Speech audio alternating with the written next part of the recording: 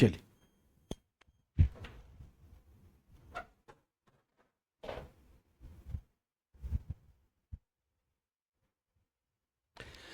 नमस्ते और बहुत बहुत स्वागत है बायोलॉजी की इस क्लास में। जैसा कि आपको पता है, ये बायोलॉजी की क्लास जनरल साइंस का बहुत ही इंपॉर्टेंट पार्ट है और आपके बीपीएससी, यूपीपीसीएस और जितने भी दूसरे पीसीएस एग्जाम्स है उन सभी में जनरल साइंस के अंतर्गत इसका इंपॉर्टेंस जो है वो सबसे ज्यादा है, राइट। तो बायोलॉजी में अभी तक हम लोगों ने जो क्लासेस की हैं, जो आपको मैंने चैप्टर्स पढ़ाए हैं, उन चैप्टर्स में मैंने सेल और सेल से रिलेटेड जो भी चीजें थी, चाहे वो सेल ऑर्गेनल्स हो यानी कोशिकांग, या फिर आपने सेल डिवीजन की बात की है वो सेल डिवीजन वाला पोर्शन हो, या फिर उससे पहले हम सेल के पूरे स्ट्रक्चर को समझने की कोशिश कर रहे थे और प्रोकैरियोटिक यूकैरियोटिक कोशिकाओं में अंतर क्या है, उन सेल्स में अंतर क्या है, वो भी हम लोगों ने पढ़ा था पीछे की क्लास में। तो वो सारी चीजें अब यहाँ पर कंप्लीट हो चुकी हैं। तो आज से मैं एक नए चैप्टर में एंटर कर रहा हूं, सेल से एक स्टेज ऊपर, है ना। सेल से एक स्टेज ऊपर जो चीज आती है उसको हम क्या बोलते हैं, टिश्यू बोलते हैं या उत्तक बोलते हैं। देखिए, आप बहुत आसानी से समझ सकते हैं कि अगर हम सेल को क्या बोलते हैं, ह्यूमन का या किसी भी जीव का, किसी भी लिविंग बीइंग का स्ट्रक्चरल और फंक्शनल यूनिट बोलते हैं, उसको संरचनात्मक और कार्यात्मक इकाई कहते हैं। तो कोशिकाएं अपने आप में क्या है, यूनिट है, और इन्हीं यूनिट्स का जब सिमिलर टाइप्स ऑफ यूनिट्स का आपको एक समूह मिलता है, उसका एक ग्रुप मिलता है, तो उससे जो संरचना बनती है, उससे जो स्ट्रक्चर बनता है, उसको हम क्या बोलते हैं, उत्तक बोलते हैं या उसको हम टिश्यू बोलते हैं, राइट। तो टिश्यू और कोशिकाओं में जो फर्क है वो सिर्फ इतना है कि आप कह सकते हैं कि उत्तक जो है वो कई एक समान मिलने वाली या सिमिलर काइंड ऑफ सेल्स से मिलकर बनने वाला पार्ट है या मिलने वाली बनने वाली संरचना है, स्ट्रक्चर है। और यहां पर विशेष चीज ये है कि कोशिकाएं तो लगभग एक जैसे कार्य कर रही हैं, उनकी अपनी विशेषताएं तो बाद में आती हैं, लेकिन उत्तक जो है, प्रत्येक उत्तक अपने कार्यों के लिए बिल्कुल स्पष्ट होते हैं, बिल्कुल क्लैरिटी होती है कि किस उत्तक को किस तरीके का काम करना है, राइट। इसके अलावा अगर बताऊं तो उत्तकों से मिलकर एक स्टेज आप ऊपर जाएंगे, कई सारे उत्तक, अब भिन्न प्रकार के उत्तक मिलकर भी क्या बना सकते हैं, एक अंग का निर्माण करेंगे। जब भिन्न प्रकार के उत्तक एक साथ कहीं पर सम्मिलित हो जाए और किसी खास प्रयोजन के लिए, किसी खास पर्पस के लिए, किसी खास काम के लिए उनका इस्तेमाल हो शरीर के अंदर, तो उनको हम अंग बोलते हैं। और जब कई सारे अंग मिलकर किसी एक प्रक्रिया को, किसी एक प्रोसेस को पूरा करने में अपना अपना योगदान करते हैं, तो जो सारे अंग एक साथ मिलते हैं, जो सारे ऑर्गन्स जो है वो एक साथ मिलते हैं और किसी एक प्रोसेस को वो क्या करते हैं, कंप्लीट करते हैं, पूर्ण करते हैं, उसको संपादित करते हैं, तो उस सिस्टम को जो कि अंगों से मिलकर बना, उसे हम अंगतंत्र या ऑर्गन सिस्टम बोलेंगे। और ऐसे कई सारे ऑर्गन सिस्टम हमारे बॉडी में है। जैसे हम खाना खाते हैं, खाना खाने के लिए उसे पचाकर शरीर के अंदर उसके जो पोषक तत्व हैं उनको अवशोषित कराते हैं और जो अपशिष्ट पदार्थ है उसको शरीर से बाहर करने का काम करते हैं। ये सारी प्रक्रिया जो है वो हमारे डाइजेस्टिव सिस्टम या पाचन तंत्र का हिस्सा है। उसी तरीके से अगर हम कहें कि हमने वायुमंडल से श्वास खींची अंदर, वो श्वास फेफड़ों में गई, फेफड़ों में जाने के बाद वहां से रक्त के हीमोग्लोबिन पर ऑक्सीजन गया और उस ऑक्सीजन का ट्रांसपोर्टेशन हुआ पूरे रक्त के द्वारा और शरीर के अलग अलग हिस्सों तक उस ऑक्सीजन को पहुंचाया गया, जहां पर उन हिस्सों की कोशिकाएं उस ऑक्सीजन को प्राप्त करती हैं और उसको प्राप्त करने के बाद वहां जो कोशिकाओं में पोषक तत्व पहुंचते हैं उनके साथ अलग अलग प्रक्रियाओं को करती हैं और वहां पर फिर एटीपी के रूप में ऊर्जा के अणुओं का निर्माण होता है। तो ये सारी जो पूरी प्रक्रिया हुई, इसको आप बोलते हैं कि ये श्वसन की प्रक्रिया है, ये रेस्पिरेशन का प्रोसेस है। और इस रेस्पिरेशन के प्रोसेस को पूरा करने के लिए रेस्पिरेटरी सिस्टम या श्वसन तंत्र जो है वो कार्य करता है, ठीक है। तो मैं ये बताना चाह रहा था आपसे कि हमारे शरीर में डाइजेस्टिव सिस्टम, रेस्पिरेटरी सिस्टम यानी श्वसन तंत्र, एक्सक्रीटरी सिस्टम यानी कि उत्सर्जन तंत्र, सर्कुलेटरी सिस्टम यानी कि संवहन तंत्र, ठीक है, न्यूरल सिस्टम यानी कि तंत्रिका तंत्र, ठीक है, या फिर स्केलेटल सिस्टम या फिर जिसको आप कंकाल तंत्र बोलते हैं, ऐसे कई सारे अंग तंत्रों की बात हमारे शरीर के अंदर की जाती है। और जब ये सारे अंग तंत्र एक साथ असेंबल हो जाते हैं, एक साथ मिल जाते हैं और सभी अपना अपना काम करते हैं, जिससे कि एक पूरा आप कह सकते हैं कि एक पूरी ऐसी संरचना बनती है जो अपने आप में एक यूनिट के तौर पर काम करती हुई नजर आती है, तो उसको हम बॉडी बोलते हैं, उसको हम शरीर बोलते हैं। एक मनुष्य को हम मानते हैं कि ये सबसे जटिल और विकसित प्राणी है, जितने भी लिविंग बींग्स हैं उनमें सबसे जटिल और विकसित प्राणी है। मनुष्य में आपको पूरी तरीके से विकसित नर्वस सिस्टम भी मिलता है, मनुष्य में आपको पूरी तरीके से विकसित डाइजेस्टिव सिस्टम भी मिलता है, रेस्पिरेटरी सिस्टम मिलता है, एक्सक्रीटरी सिस्टम मिलता है, स्केलेटल सिस्टम मिलता है, राइट। तो इस तरीके से इंपॉर्टेंस यहां पर इस चीज का है कि ये जो कॉम्प्लेक्स पूरी बॉडी है ना, इस पूरी बॉडी के कॉम्प्लेक्सिटी किसके कारण आई है? इस पूरे बॉडी की, इस पूरे शरीर की जो जटिलता है वो ऐसे अंग तंत्रों के पूरे एक साथ असेंबल होने के कारण है ना। लेकिन अच्छी बात यह है कि सभी अंग तंत्र इंडिपेंडेंटली एक जो है अपना अपना काम कर रहे हैं। हालांकि उनमें आपस में कुछ ना कुछ आप कह सकते हैं कि लेन देन या एक्सचेंज की प्रक्रिया चलती है। वो टेक्निकल चीजें हैं, मेडिकल साइंस में उन चीजों को पढ़ाया जाता है, वो सारी चीजें अपनी जगह पर हैं। लेकिन हाँ, इतना जरूर है कि हमें यह समझना पड़ेगा कि इस पूरे शरीर को बनाने में इन अंग तंत्रों का बहुत बड़ा योगदान है। ये सारे अंग तंत्र अगर एक साथ न मिले तो इस शरीर की जो संरचना है, उस संरचना को बनाने में, उस स्ट्रक्चर को बनाने में काफी दिक्कत होगी।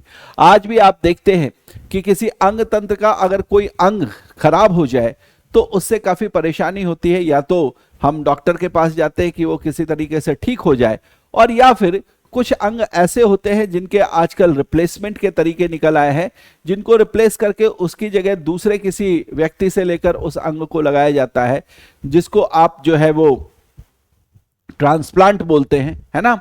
तो किडनी का ट्रांसप्लांट होता है, आप कहते हैं कि बोन मैरो का ट्रांसप्लांट होता है, ऐसे कई सारे ट्रांसप्लांट जो हैं वो हम लोगों को पता है। लिवर का ट्रांसप्लांट होता है। लेकिन सवाल ये पैदा होता है कि ये जो ट्रांसप्लांटेशन हो रहे हैं ये भी बहुत ही आप कह सकते हैं कि सीमित रूप में हो रहे हैं ना, बहुत ही लिमिटेड फॉर्म में हो रहे हैं, इसलिए क्योंकि हर एक ट्रांसप्लांट जो है वो सक्सेसफुल नहीं होता। तो मेरे कहने का मतलब ये है कि हर एक अंग अपनी तरीके से काम तो कर रहा है, लेकिन अगर उस अंग तंत्र, उन अंग तंत्रों में से उनके जो अंग हैं किसी प्रकार से खराब हो गए, तो जिनके रिप्लेसमेंट के हमने तरीके ढूंढ निकाले हैं उनको तो रिप्लेस करने की बात सोचते हैं, लेकिन कई बार जब खराब हुए अंग को रिप्लेस करने के लिए कोई दूसरा अंग नहीं मिल पाता, या अभी उसके लिए हमारे पास युक्तियां या तरीके नहीं है, तो निश्चित रूप से फिर या तो हमें उस अंग को शरीर से बाहर कर देना पड़ता है, और बाहर करने के संदर्भ में हमें यह सोचना पड़ता है कि अगर हम इस अंग को शरीर से बाहर करेंगे तो क्या इसके शरीर में न रहने से शरीर को कोई हानि है, या फिर शरीर जो है वो अपना काम चला लेगा। तो हमें अगर ये दिखता है कि हानि है तब तो फिर बहुत दिक्कत हो जाती है। अगर ये दिखता है कि हाँ, इसको अगर हम शरीर से बाहर कर दें तो भी शरीर को कोई नुकसान नहीं है, शरीर को कोई बहुत ज्यादा कष्ट नहीं है, शरीर जो है वो अपने काम को सुचारू रूप से कर सकता है, बाकी के अंग तंत्र जो है वो सुचारू रूप से काम कर सकते हैं। तो हम ऐसे अंगों को जो कि शरीर के अंदर खराब हो गए बाहर भी निकालते हैं। जैसे आपने उदाहरण सुना होगा कि हम गॉल ब्लैडर में जब पथरी काफी बड़ी हो जाती है, जिससे कि गॉल ब्लैडर से उस पथरी को निकालना मुश्किल हो जाता है, तो हमें गॉल ब्लैडर ही शरीर से बाहर निकालना पड़ता है। निश्चित रूप से गॉल ब्लैडर का अपना एक बहुत ही इंपॉर्टेंट रोल है डाइजेस्टिव सिस्टम के अंदर, लेकिन उस गॉल ब्लैडर के निकालने के बावजूद भी मनुष्य जीवित रह सकता है, या मनुष्य का जो पाचन तंत्र है उसमें कुछ आप कह सकते हैं कि प्रिकॉशंस लेकर उस पाचन तंत्र को जो है वो सुचारू रखा जा सकता है, उसमें कोई दिक्कत वाली स्थिति नहीं है, है ना। लेकिन अगर मैं ये कहूं कि पाचन तंत्र में किसी मनुष्य का जो है वो लिवर खराब हो जाए, गॉल ब्लैडर तो निकाल दिया वो चलेगा, लेकिन क्या अगर लिवर नहीं रहेगा तो चल जाएगा? कहेंगे लिवर नहीं रहेगा तो नहीं चलेगा, क्योंकि लिवर बहुत ही वाइटल ऑर्गन है। लिवर का काम सिर्फ पाचन तंत्र तक ही सीमित नहीं है, बल्कि लिवर के कई और भी सारे काम हैं, जो सारे काम बाधित हो जाएंगे अगर लिवर शरीर में नहीं रहेगा, और उससे शरीर की बहुत सारी प्रक्रियाएं जो है उन पर असर पड़ेगा। इसलिए लिवर को जो है या तो हमें ट्रांसप्लांट करने की बात सोचनी पड़ती है, या फिर अगर किसी व्यक्ति के शरीर में लिवर खराब हो गया और उसने काम करना बंद कर दिया तो अंततः उस व्यक्ति की मृत्यु हो जाती है, राइट। हमें अभी इन चीजों पर आगे बात करने को मिलेगा, क्योंकि जब हम अलग अलग अंग तंत्रों की बात करेंगे, अलग अलग अंग तंत्रों को पढ़ेंगे, तो वहां पर मैं विस्तार से जो भी चीजें आवश्यक होगी वो जरूर आपको बताऊंगा। लेकिन यहां पर आज जो हमें चैप्टर शुरू करना है वो करना है उत्तक का चैप्टर, या फिर जिसको हम टिश्यू बोलते हैं, है ना। तो टिश्यू का मतलब क्या हो गया? टिश्यू का मतलब हो गया कि कोशिकाओं का ये समूह है। सबसे पहले तो आप ये जानें कि टिश्यू जो होता है ये कोशिकाओं का समूह है। टिश्यू जो है ये कोशिकाओं का समूह है, और इस कोशिका के समूह में क्या होता है, इसमें सभी कोशिकाएं आकार, आकृति, कार्य, उद्गम और परिवर्धन की दृष्टि से समान होती हैं, और किसी विशेष कार्य के लिए, यहां पर कार्य लिखा होना जरूरी था, ठीक है, किसी विशेष, मैं यहां पर लिख देता हूं कार्य, किसी विशेष कार्य के लिए उत्तरदायी होती हैं, उसे हम क्या कहते हैं? उत्तक कहते हैं। उसे हम क्या कहते हैं? उत्तक कहते हैं। ये जो है आपके पास जो है इसका डेफिनेशन आ गया। देखिए मैंने पहले भी बताया समान प्रकार की कोशिकाओं की बात यहां पर हम करेंगे। समान प्रकार की कोशिकाओं का मतलब क्या? जो कोशिकाएं हैं वो सारी कोशिकाएं आकार में एक समान होंगी, आकृति में एक समान होंगी, उनके सारी कोशिकाओं के कार्य एक समान होंगे, उनका उद्गम यानी वो कहां से उत्पन्न होते हैं वो उद्गम स्थान एक जैसा ही होगा, एक ही होगा, और उनका परिवर्धन यानी जैसे जैसे उनमें ग्रोथ होगी वो ग्रोथ किस तरीके से उनमें होनी है ये भी एक समान ही सारी कोशिकाओं में देखने को मिलेंगे।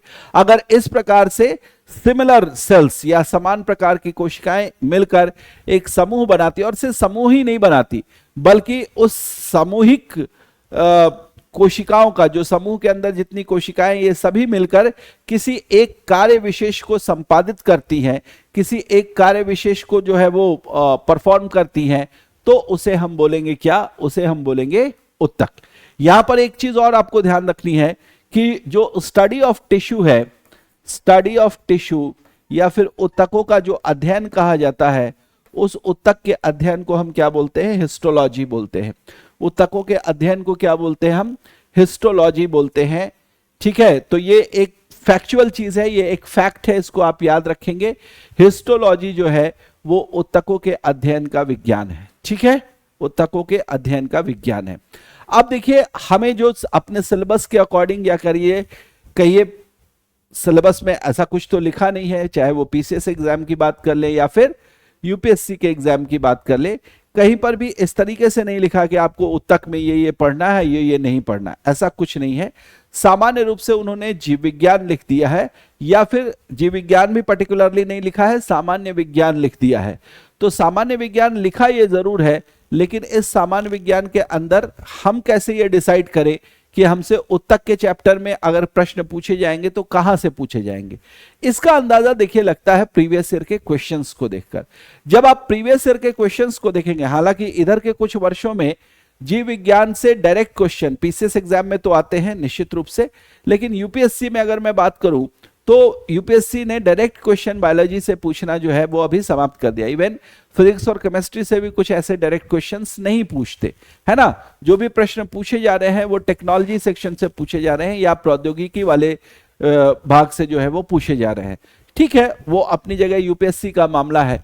लेकिन मैं ये बताऊं कि अगर आप पीसीएस की बात कर रहे हैं, चूंकि हम बीपीएससी पर अभी ज्यादा फोकस कर रहे हैं, तो आप अगर प्रश्नों को जाकर देखेंगे तो उन प्रीवियस ईयर के प्रश्नों को देखने के बाद आपको अंदाजा लगता है कि प्रश्न वाकई किन चैप्टर्स के आसपास घूम रहे हैं या किन टॉपिक्स के आसपास घूम रहे हैं। उत्तक वाले में अगर आप प्रश्न देखेंगे तो आपको यह दिखाई देगा कि उत्तक वाले हिस्से में दो प्रकार के उत्तकों की बात की गई है जिनको आपको पढ़ना है, ठीक है। एक है पादप उत्तक, ठीक है, और दूसरे है जंतु उत्तक, ठीक है। पादप उत्तक और जंतु उत्तक, दो प्रकार के उत्तकों की बात की गई है। इनमें भी अगर मैं और ज्यादा विशेष करके जाऊं, क्योंकि जंतु भी तो बहुत सारे प्रकार के हैं, है ना, जंतु भी तो बहुत सारे प्रकार के हैं। क्या हमें जिन उत्तकों के बारे में पढ़ना है वो सभी उत्तक जो हैं वो अलग अलग जीवों में पाए जाने वाले उत्तकों से आ रहे हैं प्रश्न, या फिर किसी विशेष जीव के उत्तक के बारे में पढ़ना है? तो यहां पर मैं आपको बताऊं कि जब आप जंतु उत्तक के बारे में पढ़ेंगे तो यहां पर मुख्य रूप से संदर्भ में, है ना, जो होगा जंतु वो होगा क्या, मानव, है ना। तो जंतु उत्तक को हमें पढ़ना है किसमें, ह्यूमन के रेफरेंस में या मानव के संदर्भ में जो है वो जंतु उत्तक के बारे में पढ़ना है।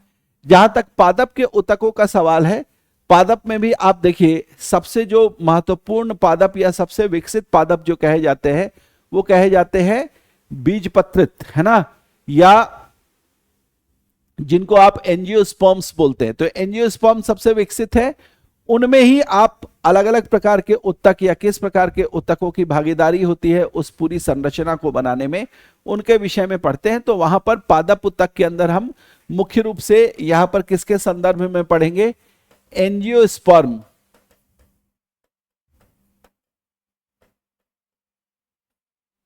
के अंतर्गत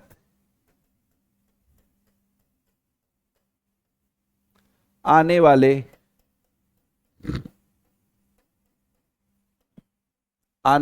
पादपों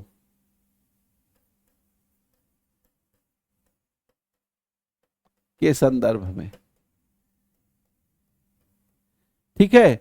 तो मुख्य रूप से इनका संदर्भ आपको लेना पड़ेगा और उसके हिसाब से आप बताएंगे कि कौन सा उत्तक कहां है, ठीक है। तो मोटे तौर पर मैं क्या बताना चाह रहा था आपको कि जब आप उत्तक के विषय में पढ़े तो या तो पादप उत्तकों की बात करें या फिर जंतु उत्तकों की बात करें, ठीक है। यहां पर आपको बोर्ड पर जो भी चीजें लिखी हुई दिखाई दे रही हैं, आप चाहें, जैसे ये मैंने फ्लो चार्ट बना रखा है, तो इस फ्लो चार्ट को आप चाहें तो अपने नोटबुक पर बना सकते हैं। नोटबुक पर याद रखने के लिए आप जो है इसको लिख लीजिए, ताकि आपको अगर उत्तकों के विषय में भी याद रखने की बात है कि कौन कौन से नाम आए थे, तो ये फ्लो चार्ट बहुत आपको सहायता करेगा, राइट। आइए सबसे पहले हम पादप उत्तक की बात करते हैं, प्लांट टिश्यू की बात करते हैं। तो जो प्लांट टिश्यू है, इनको हम अगर एंजियोस्पर्म के संदर्भ में देखेंगे तो इनको हम दो तरीके से विभाजित कर सकते हैं। कुछ टिश्यू ऐसे होंगे जिनको आप मेरिस्टेमेटिक टिश्यू या विभाज्योतक बोलेंगे, है ना, जिनको आप क्या बोलेंगे, विभाज्योतक बोलेंगे। ये ऐसे उत्तक होते हैं जो पादपों की जब संरचना विकसित हो रही होती है या जब बीज के अंकुरण के बाद वो पादप में परिवर्तित हो रहा होगा और उसके शूट पार्ट और रूट पार्ट दोनों बन रहे होंगे, यानी तने वाला हिस्सा और नीचे वाला हिस्सा जिसको आप मूल बोलते हैं, है ना, वो बन रहे होते हैं। तो उस संदर्भ में आपको यह ध्यान रखना है कि जो शुरुआती कोशिकाएं बनती हैं जो कि किसी पौधे के या पादप के विकास में सबसे ज्यादा महत्वपूर्ण भूमिका निभाती है शुरुआती दौर में, उनको हम क्या बोलते हैं, उनको हम विभाज्योतक या मेरिस्टेमेटिक टिश्यू बोलते हैं। देखिए यहां पर दो शब्द जो इस्तेमाल किए गए हैं, एक तो विभाज्य शब्द का इस्तेमाल किया गया है और दूसरा शब्द जो है वो क्या है, उत्तक। दोनों को मिलाएंगे तो इनसे बन रहा है क्या, विभाज्योतक बन रहा है। विभाज्य का मतलब हो सकता है विभाजित हो सकने वाले, है ना, विभाजित हो सकने वाले। तो आप कहेंगे कि ऐसे तो सभी कोशिकाएं जो है वो विभाजित होती हैं, इन कोशिकाओं के साथ विशेष क्या है, और उत्तक का मतलब आप समझ ही रहे हैं, कोशिकाओं का समूह। तो इन विभाज्योतकों के साथ विशेषता क्या है, ये विभाज्योतक आखिर जो है वो किस विशेषता के कारण जाने जाएंगे। तो कहा कि विभाज्योतक या मेरिस्टेमेटिक टिश्यू ऐसे टिश्यू होते हैं जिनमें लगातार विभाजन होता है, जो बहुत तीव्रता से विभाजित होते हैं और इनमें विभाजन का जो गुण है वो सर्वोपरि होता है। सबसे ज्यादा अगर कोई विशेष गुण इनमें पाया जाता है तो वो होता है ये कोशिकाएं जल्दी जल्दी जो है वो विभाजित होती हैं। एक कोशिका से दो बनेंगी, दो से फटाफट चार बन जाएंगी, चार से फटाफट 8 बन जाएंगी। इस तरीके से कोशिकाएं लगातार विभाजित होती जाती है और जिस पादप के जिस हिस्से में ये कोशिकाएं होती है जहां पर भी, वहां पर ये विभाजित होकर पादप के उस हिस्से को बढ़ाने में या उस हिस्से के परिवर्धन में जो है वो अपना योगदान करती हैं। तो इसलिए इनको क्या बोलते हैं, विभाज्योतक बोलते हैं, राइट। जो विभाज्योतक होते हैं वो 3 प्रकार के होते हैं। यहां पर मैं आपको अभी चित्र से भी बताऊंगा, लेकिन पहले आप समझ लीजिए नाम, ठीक है। तो जो विभाज्योतक है वो 3 प्रकार के होते हैं। एक होते हैं शीर्षस्थ विभाज्योतक, देखिए नाम, या फिर इनको इंग्लिश में एपिकल मेरिस्टेम बोलते हैं, एपिकल मेरिस्टेमेटिक टिश्यू, या शॉर्ट फॉर्म में आप एपिकल मेरिस्टेम भी बोल सकते हैं। तो एक होते हैं एपिकल मेरिस्टेम या जिसको आप शीर्षस्थ विभाज्योतक बोलेंगे। दूसरे जो होते हैं इनको आप पार्श्वीय विभाज्योतक या फिर लेटरल मेरिस्टेम बोलते हैं। इनको आप पार्श्वीय विभाज्योतक या लेटरल मेरिस्टेम बोलते हैं। लेटरल का मतलब होता है पार्श्व में यानी बगल में, एपिकल का मतलब होता है शीर्ष पर, तो इसलिए हिंदी में इनके लिए शीर्षस्थ और पार्श्वीय का उपयोग किया गया है। और जो तीसरे होते हैं इनको आप बोलते हैं अंतर्विष्ट विभाज्योतक या फिर इंटरकैलरी मेरिस्टेम। ये जो मेरिस्टेम होते हैं ये वहां पर पाए जाते हैं जहां पर आप कहते हैं कि पादप का कोई विशेष हिस्सा जुड़ रहा होता है, पादप का कोई विशेष हिस्सा जुड़ रहा होता है, जैसे तने के साथ आप देखें शाखाएं जिस पॉइंट पर जुड़ती हैं वहां पर, या फिर शाखाओं से पत्तियां जहां जुड़ती हैं वहां पर, इन स्थानों पर आप देखेंगे। या तने में अगर आप देखें तो आपको कई सारी बीच बीच में जो है वो तनों में गांठें दिखाई देंगी। उन स्थानों पर जो उत्तक होते हैं उन उत्तकों को हम इंटरकैलरी मेरिस्टेम या फिर अंतर्विष्ट विभाज्योतक बोलते हैं, राइट। तो 3 विभाज्योतक हो जाएंगे आपके, शीर्षस्थ, पार्श्वीय और अंतर्विष्ट। ये हिंदी में बोलेंगे, इंग्लिश में आप बोल सकते हैं एपिकल मेरिस्टेम, लेटरल मेरिस्टेम और इंटरकैलरी मेरिस्टेम, राइट। तो इस तरीके से आपको 3 विभाज्योतक मिल गए। ओके, उसके बाद जो दूसरे होते हैं उनको हम स्थायी उत्तक या फिर परमानेंट टिश्यू बोलते हैं। देखिए स्थायी उत्तक या परमानेंट टिश्यू जो नाम आया, जो टर्म आया, वो इसलिए आया, और ये उत्तक आए कहां से ये भी बहुत इंपॉर्टेंट है।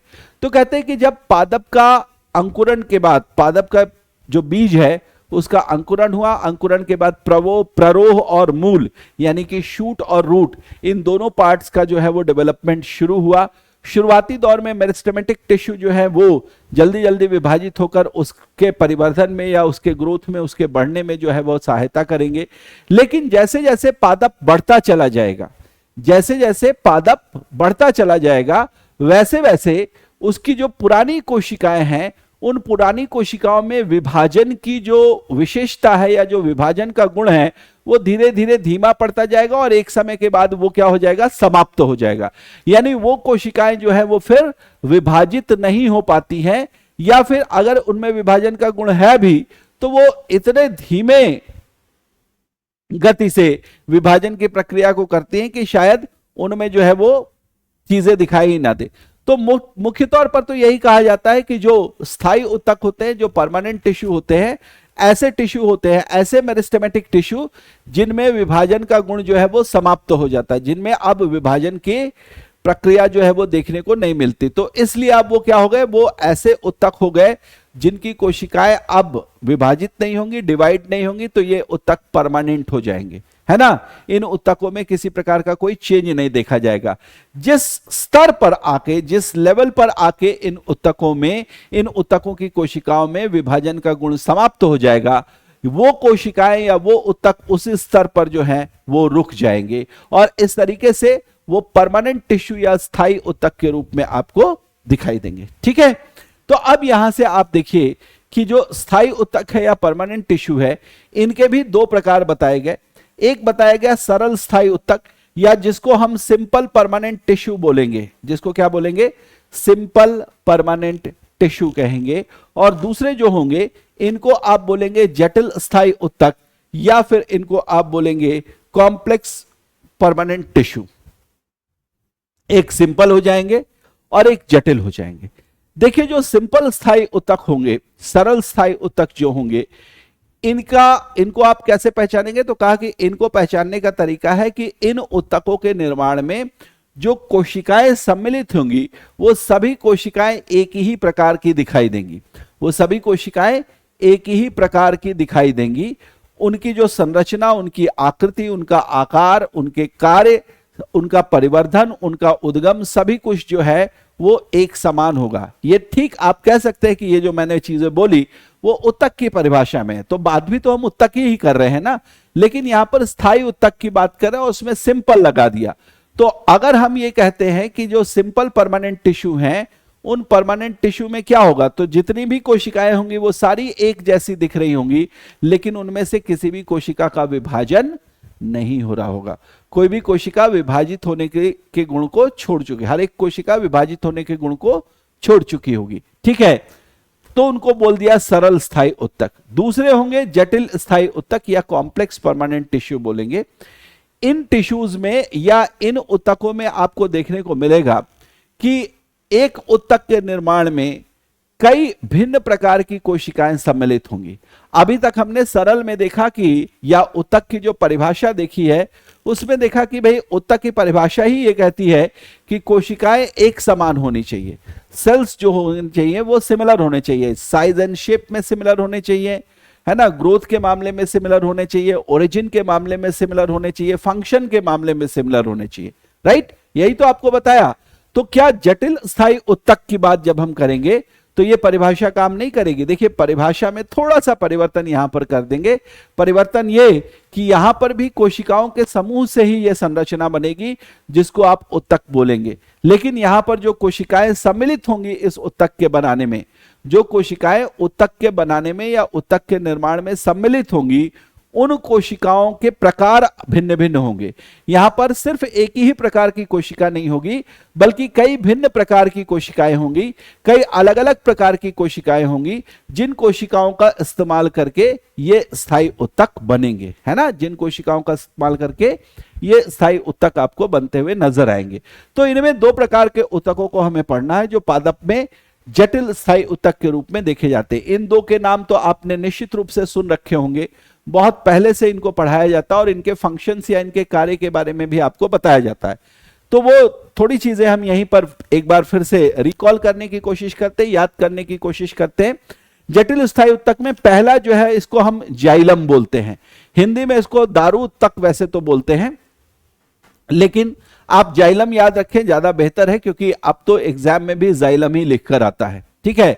जाइलम जो होता है ये ऐसे उत्तक होते हैं जो कई भिन्न प्रकार की, कितने भिन्न प्रकार की कोशिकाएं हैं वो हम बाद में बात करेंगे कि 5 प्रकार की कोशिकाएं हैं, लेकिन मैं यहां पर आपको बताना चाहूंगा कि जो जाइलम कोशिकाएं, जाइलम उत्तक होता है, इसका मुख्य कार्य होता है जमीन से खनिज लवण और जल को अवशोषित करके खुद के जरिए पौधों के पत्तियों तक पहुंचाना, है ना, पौधों के पत्तियों तक पहुंचाना, जिससे उन खनिज लवणों और जल का उपयोग करके पत्तियां सूर्य प्रकाश और कार्बन डाइऑक्साइड की उपस्थिति में अपना भोजन बना सके।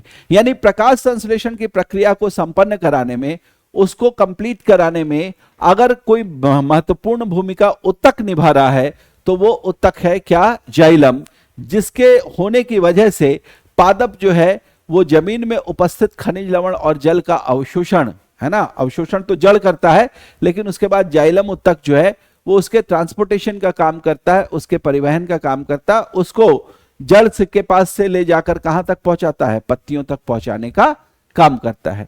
उसी तरीके से दूसरा जो हो गया वो क्या हो गया, फ्लोएम हो गया। फ्लोएम जो हो गया इसमें जाइलम के विपरीत कार्य होता है, यानी जाइलम जड़ से पत्तियों की तरफ, यानी तने से होते हुए पत्तियों की तरफ ले जा रहा है चीजों को, तो फ्लोएम जो है वो उल्टी तरफ से चलेगा, ये पत्तियों से चीजों को या पदार्थों को लेकर चलेगा और उसके बाद पत्तियों से जड़ तक रास्ते में जहां जहां भी उसे जाना पड़ा या जहां जहां भी चीजों को पहुंचाना पड़ा वो उन जगहों पर चीजों को पहुंचा देता है, ठीक है। क्या पहुंचाएगा पत्तियों से लेकर, तो पत्तियों ने अभी बनाया क्या, जाइलम के द्वारा लाए गए सामान से उन्होंने भोजन बनाया अपना, और इस भोजन को अब न सिर्फ पत्तियां अपने पास रखेंगी बल्कि भाई उनका जिस पेड़ का वो हिस्सा है, जिस वृक्ष, जिस पादप का वो हिस्सा है, उसके कई अन्य भाग भी तो हैं जो अपना भोजन नहीं बना पाएंगे, तो उन तक उस भोजन को पहुंचाने का काम, जैसे शाखाएं हो गई, जैसे तने के अलग अलग भाग हो गए, जैसे कि पुष्प हो गया, जैसे कि फल वाला हिस्सा हो गया, जैसे कि जड़ें हो गई, हर एक हिस्से को जिनमें की भोजन बनाने की क्षमता या भोजन बनाने की कैपेसिटी नहीं है, उन सभी को भोजन पहुंचाने की आवश्यकता है। पत्तियों से वो भोजन चलेगा और उसका परिवहन कौन करेगा, उसको ढोकर कौन ले जाएगा, तो वो काम करेंगे फ्लोएम के उत्तक। वो काम कौन करेगा, फ्लोएम के उत्तक।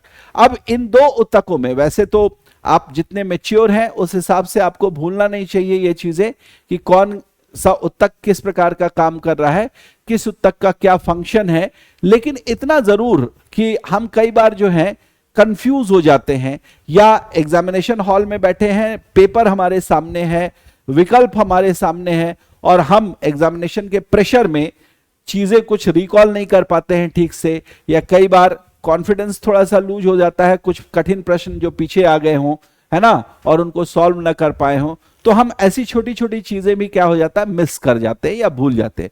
तो इसके लिए आवश्यक होता है कि कुछ ऐसे ट्रिक या कुछ ऐसे नेमोनिक्स जो है वो हम याद रखें, कुछ ऐसे कीवर्ड्स याद रखें जिनसे कि हम चीजों को याद रख पाए। तो यहां पर मैं बताना चाहूंगा कि जब आप जाइलम और फ्लोएम के फंक्शंस में कभी कंफ्यूज हो, तो यहां पर आपको कुछ चीजें देखिए, हम क्या करते हैं हिंदुस्तानियों में विशेष तौर पर यह आदत है कि हम लेटर मैच करने का काम बड़ा करते हैं ना, तो यहां पर भी लेटर मैच कर लेते हैं। जैसे फ से फ्लोएम हो गया और फ से ही फूड हो गया, फ से फ्लोएम हो गया और फ से ही फूड हो गया। तो फूड को पत्तियों से लेकर, भाई जड़ से तो फूड जाएगा नहीं, फूड बना है कहां, पत्तियों में, तो पत्तियों से लेकर पेड़ पौधों के अलग अलग हिस्सों तक या अलग अलग भागों तक जो पहुंचाने का काम करेंगे वो कौन से उत्तक करेंगे, फ्लोएम उत्तक करेंगे। कौन से उत्तक करेंगे, फ्लोएम उत्तक। अब अगर एक काम आपको याद हो गया कि फूड तो फ्लोएम पहुंचाता है, तो बाकी की चीज पहुंचाने वाली क्या है, खनिज लवण और जल, मिनरल्स और वाटर, जो कि रॉ मटेरियल है जिनको पत्तियों तक पहुंचाया जाना है। और ये पत्तियों तक कौन पहुंचाएगा, वो पहुंचाएंगे जाइलम। वो कौन पहुंचाएगा, जाइलम पहुंचाएंगे। तो इसलिए ये जो फ्लो चार्ट है, इस फ्लो चार्ट के जरिए हम उत्तकों के क्या प्रकार हो सकते हैं उनको एक बार समझ पाए। आपको यहां पर सरल स्थायी उत्तक के मैंने टाइप नहीं बताए थे। सरल स्थायी उत्तक भी 3 टाइप के होते हैं। एक होते हैं मृदु उत्तक। मृदु उत्तक जो होते हैं, जैसा कि नाम से पता चल रहा है, मृदु नाम है इनके साथ, यानी कि ये उत्तक जो होंगे ऐसी कोशिकाओं से मिलकर बने होंगे जो कि एक समान प्रकार की कोशिकाएं होंगी लेकिन मृदु होंगी। मृदु का मतलब मुलायम तरीके की होंगी। और जहां पर भी ये उत्तक होंगे ये कुछ विशेष प्रकार का फंक्शन कर रहे होंगे, उनको फंक्शंस को तो अभी हमें देखना है। दूसरे जो होते हैं ये होते हैं स्थूल कोण उत्तक। स्थूल कोण, स्थूल का मतलब होता है मोटा ताजा, और कोण का मतलब होता है कि कोई कोना, है ना, कोण का मतलब होता है कोई कोना। तो इसका अर्थ कहीं ना कहीं हम अपने माइंड में फीड कर सकते हैं कि ये उत्तक ऐसी कोशिकाओं से बने होंगे जिन कोशिकाओं के कोनों पर कुछ मोटी चीज पाई जा रही होगी या कुछ मोटाई होगी, ऐसा। तो उनको हमने बोल दिया स्थूल कोण उत्तक। अंग्रेजी में इसको कॉलेनकाइमा बोलते हैं। पहले वाले को पैरेनकाइमा बोलते हैं, दूसरे वाले को क्या बोलते हैं, कॉलेनकाइमा बोलते हैं। और जो तीसरा वाला है ना, इसको हम बोलते हैं, ये दृढ़ोत्तक कहा जाता है। दृढ़ का मतलब बहुत कठोर, ठीक है, और उत्तक आप समझ ही रहे हैं। तो ऐसा उत्तक जो कि क्या हो, बहुत कठोर हो, दृढ़ हो, है ना, रिजिड हो, उसको हम स्क्लेरेनकाइमा या दृढ़ोत्तक बोलेंगे। निश्चित रूप से कोई भी कोशिका अगर जीवित कोशिका होगी तो उसका बहुत ज्यादा कठोर हो पाना जो है वो थोड़ा संभव सा नहीं लगता है। कोशिकाएं जो होती है सामान्यतः मृदु होती हैं, कोशिकाएं जो होती है सामान्यतः मुलायम होती हैं। तो अगर ये दृढ़ उत्तक है तो इसमें यहीं पर मैं आपको बताना चाहूंगा कि इन 3 प्रकार के अगर उत्तकों को देखेंगे, मृदुत्तक, स्थूल कोण उत्तक और दृढ़ोत्तक, पैरेनकाइमा, कॉलेनकाइमा और तीसरे वाले का नाम है स्क्लेरेनकाइमा, ठीक है, पैरेनकाइमा, कॉलेनकाइमा और स्क्लेरेनकाइमा। तो इन 3 प्रकार के उत्तकों में से 2 प्रकार के ही उत्तक ऐसे हैं जिनका निर्माण लिविंग सेल्स से, यानी कि जिनका निर्माण जीवित कोशिकाओं से होता है। स्क्लेरेनकाइमा ऐसा उत्तक है जिस उत्तक का निर्माण जीवित कोशिकाओं से नहीं होता। इस उत्तक का निर्माण किससे होता है, इस उत्तक का निर्माण नॉन लिविंग सेल्स से, यानी कि अजीवित कोशिकाओं से होता है ना, या आप कह सकते हैं डेड सेल्स या मृत कोशिकाओं से होता है, ठीक है। तो इस तरीके से ये पहले तो फ्लोचार्ट आप अपने माइंड में फीड कर लें। अगर आप पेन पेपर लेकर बैठे हैं तो इसको चाहे तो नोट भी कर ले, मैं यहां पर किनारे हट जाता हूं, आप चाहे तो स्क्रीनशॉट भी ले सकते हैं, राइट। तो इसका एक बार स्क्रीनशॉट ले लीजिए, उसके बाद हम आगे बढ़ते हैं, ठीक है। 10 सेकंड का समय ले लेते हैं, जल्दी से फटाफट आप स्क्रीनशॉट ले लीजिए और उसके बाद फिर हम आगे बढ़ते हैं।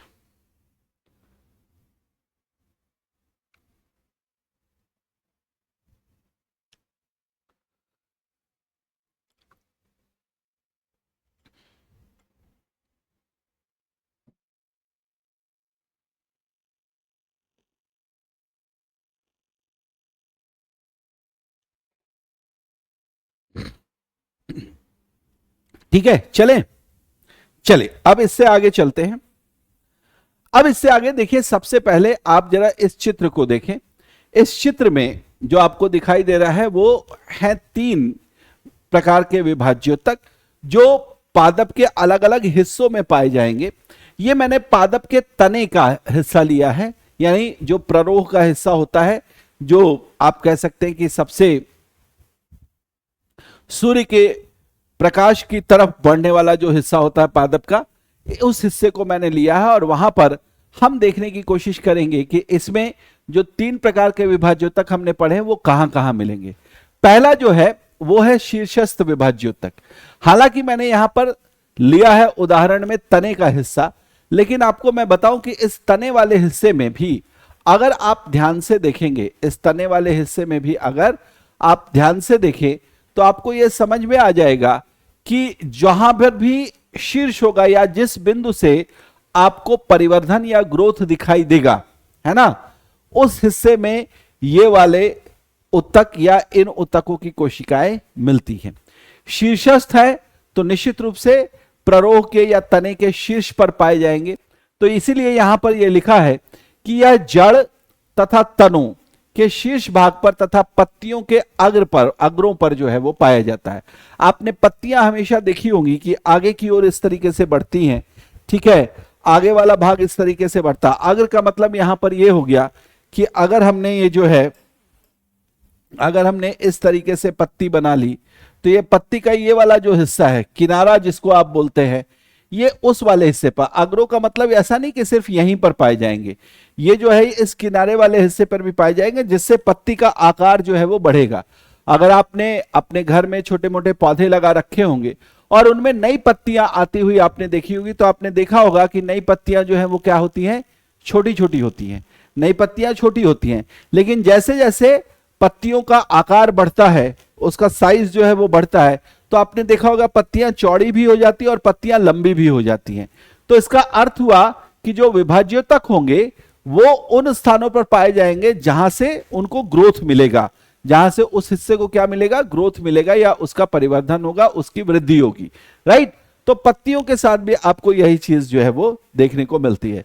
इसका मतलब यह हुआ कि जो शीर्षस्थ विभाज्योतक होते हैं, इसका अर्थ सिर्फ ये नहीं है कि ये तने के ही शीर्ष पर पाए जाएंगे और पेड़ को सिर्फ ऊपर ऊपर ऊपर ऊपर जो है वो ग्रो कराते जाएंगे। नहीं, बिल्कुल ऐसा नहीं है। आपको ध्यान रखना है कि जो शीर्षस्थ विभाज्योतक होते हैं हर उस जगह पर पाए जाएंगे जहां से उस हिस्से की लंबाई या उस हिस्से का आकार बढ़ना होगा, है ना। तो यहां पर तने की बात की, तने का ऊपर वाला हिस्सा जो सबसे होगा वहां पर इस तरीके के शीर्षस्थ विभाज्योतक पाए जाएंगे। अगर तनों से शाखाएं निकली हैं तो शाखाओं का जो अग्रभाग होगा उन भागों पर भी शीर्षस्थ विभाज्योतक पाए जाएंगे और वो शाखाओं को आगे बढ़ाने का काम करेंगे। और इसके अलावा यहीं पर आप देखें कि जो पत्तियों के किनारे वाले या अग्रभाग होंगे, जिधर से भी आगे वाला हिस्सा पत्तियों का आएगा, उन हिस्सों पर भी ये विभाज्योतक पाए जाएंगे। विभाज्योतकों को हम क्या बोलते हैं, वृद्धि बिंदु बोलते हैं या फिर ग्रोइंग पॉइंट बोलते हैं, क्योंकि पेड़ पौधों में यही वो हिस्से होते हैं जहां से पेड़ पौधे ग्रो होते हुए दिखाई देते हैं। अब भाई पत्तियां बढ़ेंगी तो हम कहेंगे पेड़ पौधों में ग्रोथ हो रही है, तने का साइज बढ़ेगा हम कहेंगे पेड़ पौधों में ग्रोथ हो रही है, जड़ नीचे की ओर बढ़ेगा हम कहेंगे पेड़ पौधों में ग्रोथ हो रही है, क्योंकि जड़ जितनी ज्यादा नीचे जाएगा उतनी ज्यादा सुलभता से जल और ज्यादा से ज्यादा खनिज लवण पौधे जो है वो प्राप्त कर पाएंगे। तो इस तरीके से जिस हिस्से में भी आपको ग्रोथ होता हुआ दिखाई दे वो निश्चित रूप से ग्रोथ पॉइंट होगा, वृद्धि बिंदु कहा जाएगा। और यह वृद्धि बिंदु पौधों में वहां पाया जाएगा, पादपों में वहां पाया जाएगा जहां पर शीर्षस्थ विभाज्योतक मौजूद होंगे, जहां पर एपिकल मेरिस्टेम जो है वो मौजूद होंगे, राइट। इसके बाद अगर इनके कार्यों की बात करें तो मैंने बताया जड़ और तनों की लंबाई में वृद्धि करना, साथ के साथ आप यहीं पर ऐड कर लीजिए कि जो पत्तियों का आकार बढ़ता है ना, पत्तियों के आकार में वृद्धि कराना।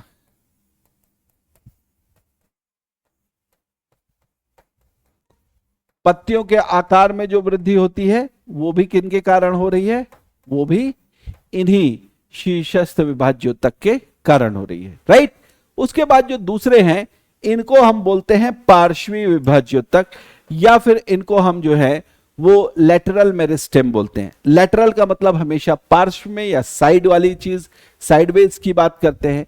यहां चित्र में आप देख रहे होंगे कि इस तने के हिस्से में यहां पर आपको साइड वाले हिस्से में या जो किनारे वाला हिस्सा है, इस हिस्से में कुछ उत्तक ऐसे लंबाई में फैले हुए नजर आ रहे हैं, है ना। ये सिर्फ इतनी ही दूर नहीं है, बल्कि इस तने में पूरा जो किनारा है ये कवर करते हैं। यहां भी कवर करेंगे, यहां भी कवर करेंगे, यहां पर भी। इस तरीके से ये पूरा जो हिस्सा है वो कवर करने का काम करेंगे। इनको हम बोलेंगे पार्श्वीय विभाज्योतक या फिर इनको हम लेटरल मेरिस्टेम बोलेंगे। लेटरल मेरिस्टेम जो होते हैं जड़ या तनों के पार्श्व भाग में पाए जाते हैं। ये जड़ या तनों के पार्श्व भाग में पाए जाते हैं और ये उत्तक हमेशा जो है वो साइड में, जैसे शीर्षस उस उत्तक विभाज्योतक जो है वो उस ओर विभाजित होगा जिस ओर चीजों को वृद्धि करनी होगी या बढ़ना होगा।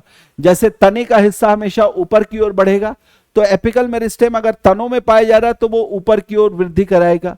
जड़ नीचे की ओर वृद्धि करती है तो एपिकल मेरिस्टेम उसके नोक पर पाया जाएगा, जड़ की नोक पर, है ना, और वो जड़ को नीचे की ओर खींचता हुआ चला जाएगा। लेकिन उसी के साथ साथ अगर आप पार्श्वी विभाज्योतक की बात करेंगे तो ये कैसे फैलेंगे, ये ऊपर की ओर नहीं फैलेंगे, ये साइड में फैलेंगे ऐसे। और जब ये साइड में फैलेंगे तो इनके फैलने से जो तने का घेरा है, उसका जो घेरा है, उसका जो पेरीमीटर है, उस पेरीमीटर में क्या होगा, पेरिफेरी में क्या होगा, उसमें वृद्धि होगी। यानी पहले आपको जब शुरुआत में पौधा आप लगाते हैं तो उसका तना आपको पतला दिखाई देता है, लेकिन जैसे जैसे उसमें वृद्धि होती है आपने देखा होगा तना भी थोड़ा सा ऐसे फैलकर मोटा हो जाता है। तो ये किसके कारण हो रहा है, ये लेटरल मेरिस्टेम या पार्श्वी विभाज्योतक के कारण हो रहा है, ध्यान रहेगा। ओके, ये उत्तक हमेशा पार्श्व में विभाजित होगा। इनसे जो तने और जड़ों की जो परिधि है उसमें वृद्धि होती है, ये मैंने पहले ही आपको बता दिया। ओके, इसके बाद आइए इनके विभाजन से, ये जो पार्श्वी उत्तक विभाजन करेंगे, पार्श्वी विभाज्योतक, इनके विभाजन से द्वितीयक उत्तकों का निर्माण होता है। अब एक्चुअली होता क्या है कि जब पार्श्वी विभाज्योतक जो हैं वो विभाजित होते चले जाते हैं तो एक समय के बाद जो सबसे किनारे वाले या सबसे बाहर वाले विभाज्योतक होते हैं, वो विभाज्योतक अपने विभाजन के गुणों को छोड़ देते हैं या उनका विभाजन का गुण जो है वो समाप्त हो जाता है और उसके बाद वो स्थायी उत्तक के रूप में वहां पर स्थिर हो जाते हैं, राइट।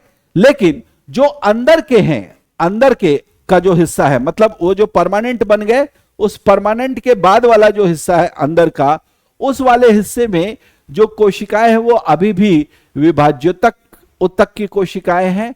उन कोशिकाओं में अभी भी साइडवेज जो है वो क्या हो रहा है, वृद्धि हो रही है या विभाजन हो रहा है। तो इस तरीके से तने जैसे जैसे मोटे होंगे वैसे वैसे आप कहेंगे कि एक हिस्सा जो है, एक विभाजन खत्म हो जाएगा और उसके बाद नया विभाजन शुरू होगा।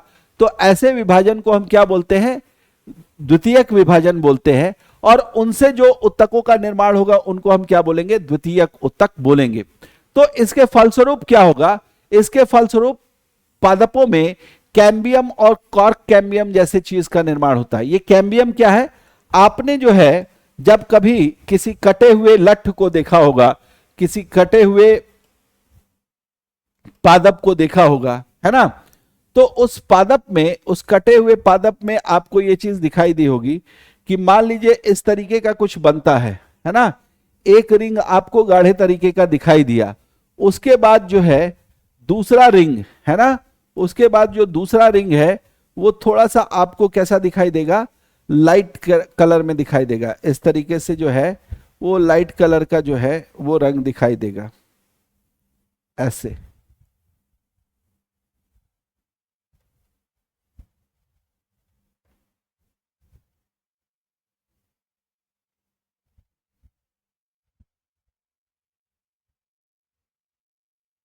ऐसे, ठीक है। और यही घेरा क्या होगा, धीरे धीरे बढ़ता चला जाएगा। तो जो बाहर वाला हिस्सा है वो क्या होगा, डेड होता चला जाएगा, है ना, क्योंकि उस हिस्से तक सही तरीके से जो है वो पोषण भी नहीं पहुंच पाएगा, भोज्य पदार्थ भी नहीं पहुंच पाएंगे। और धीरे धीरे जब एक बार ऐसे उत्तक की कोशिकाएं अपने विभाजन का गुण छोड़ देती हैं तो धीरे धीरे धीरे धीरे फिर हर एक कोशिका की अपनी एक आयु होती है, उस आयु के बाद वो क्या होगी, कोशिका मृत हो जाएगी। लेकिन मृत होने के बावजूद भी ये जो कोशिका है ये उस हिस्से को छोड़ती नहीं है। मृत होने के बावजूद भी ये कोशिका उस हिस्से को छोड़ती नहीं है। अगर मैं यहां पर आपको दिखाऊं तो जो ये वाला हिस्सा आपको दिखाई दिया है, सॉरी, ये अंदर वाला जो हिस्सा आप देख पा रहे हैं, ये कौन सा हिस्सा है, कहा ये वो हिस्सा है जिसको कि आप यहां पर फिर से नए रूप में बनता हुआ देखते हैं। तो जब भी आपने लकड़ी कटी हुई देखी होगी, वहां पर आपने कई सारे रिंग्स देखे होंगे, है ना, वहां पर आपने कई सारे रिंग्स देखे होंगे, और वो रिंग एक गाढ़ा, एक हल्के हल्के रंग का, फिर गाढ़े रंग का, फिर हल्के रंग का। तो इस तरीके से ये जो घेरे बनते हैं इनको हम कैम्बियम बोलते हैं। ऐसे कैम्बियम का निर्माण किसके कारण होता है, पार्श्वीय विभाज्योतक के कारण होता है। ध्यान रखेंगे, प्रश्न यही पूछा जा सकता है कि पादपों में जो कैम्बियम का निर्माण होता है वो किसके कारण होता है। कैम्बियम या कॉर्क कैम्बियम का निर्माण जो होता है वो किसके कारण होता है, ये आपको ध्यान रखना है कि कैम्बियम और कॉर्क कैम्बियम का जो निर्माण है वो किसके कारण हो रहा है। कैम्बियम और कॉर्क कैम्बियम का निर्माण ये हो रहा है ये हो रहा है किसके कारण, इनके कारण हो रहा है, जिसको आप क्या बोल रहे हैं,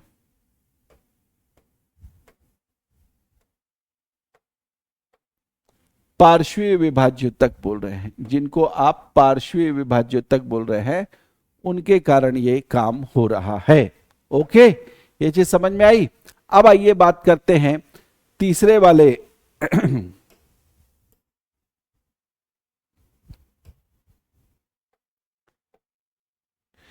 तीसरे वाले उतक की बात करते हैं। जो तीसरा वाला उतक है इसको हम बोलते हैं अंतर्विष्ट विभाज्योतक। इसको क्या बोलते हैं, अंतर्विष्ट विभाज्योतक बोलते हैं, या इंटर कैलरी मेरिस्टेम बोलते हैं। ये जो विभाज्योतक है ये पत्तियों के आधार पर या टहनी के पर्व के दोनों ओर उपस्थित होता है। पर्व जो होता है, पर्व के दोनों ओर का जो हिस्सा होता है उसको पर्व संधि बोलते हैं। अंग्रेजी में इसके लिए जो टर्म यूज होता है मैं आपको बताना चाहूंगा। यहां पर थोड़ा सा इस चीज को ऐसे देख ले आप। मान लीजिए कि ये मैंने जो है वो इस तरीके से एक तने की आकृति बनाई, ठीक है, ये तना बना दिया एक इस तरीके से। अब ये जो तना आपको दिखाई दे रहा है,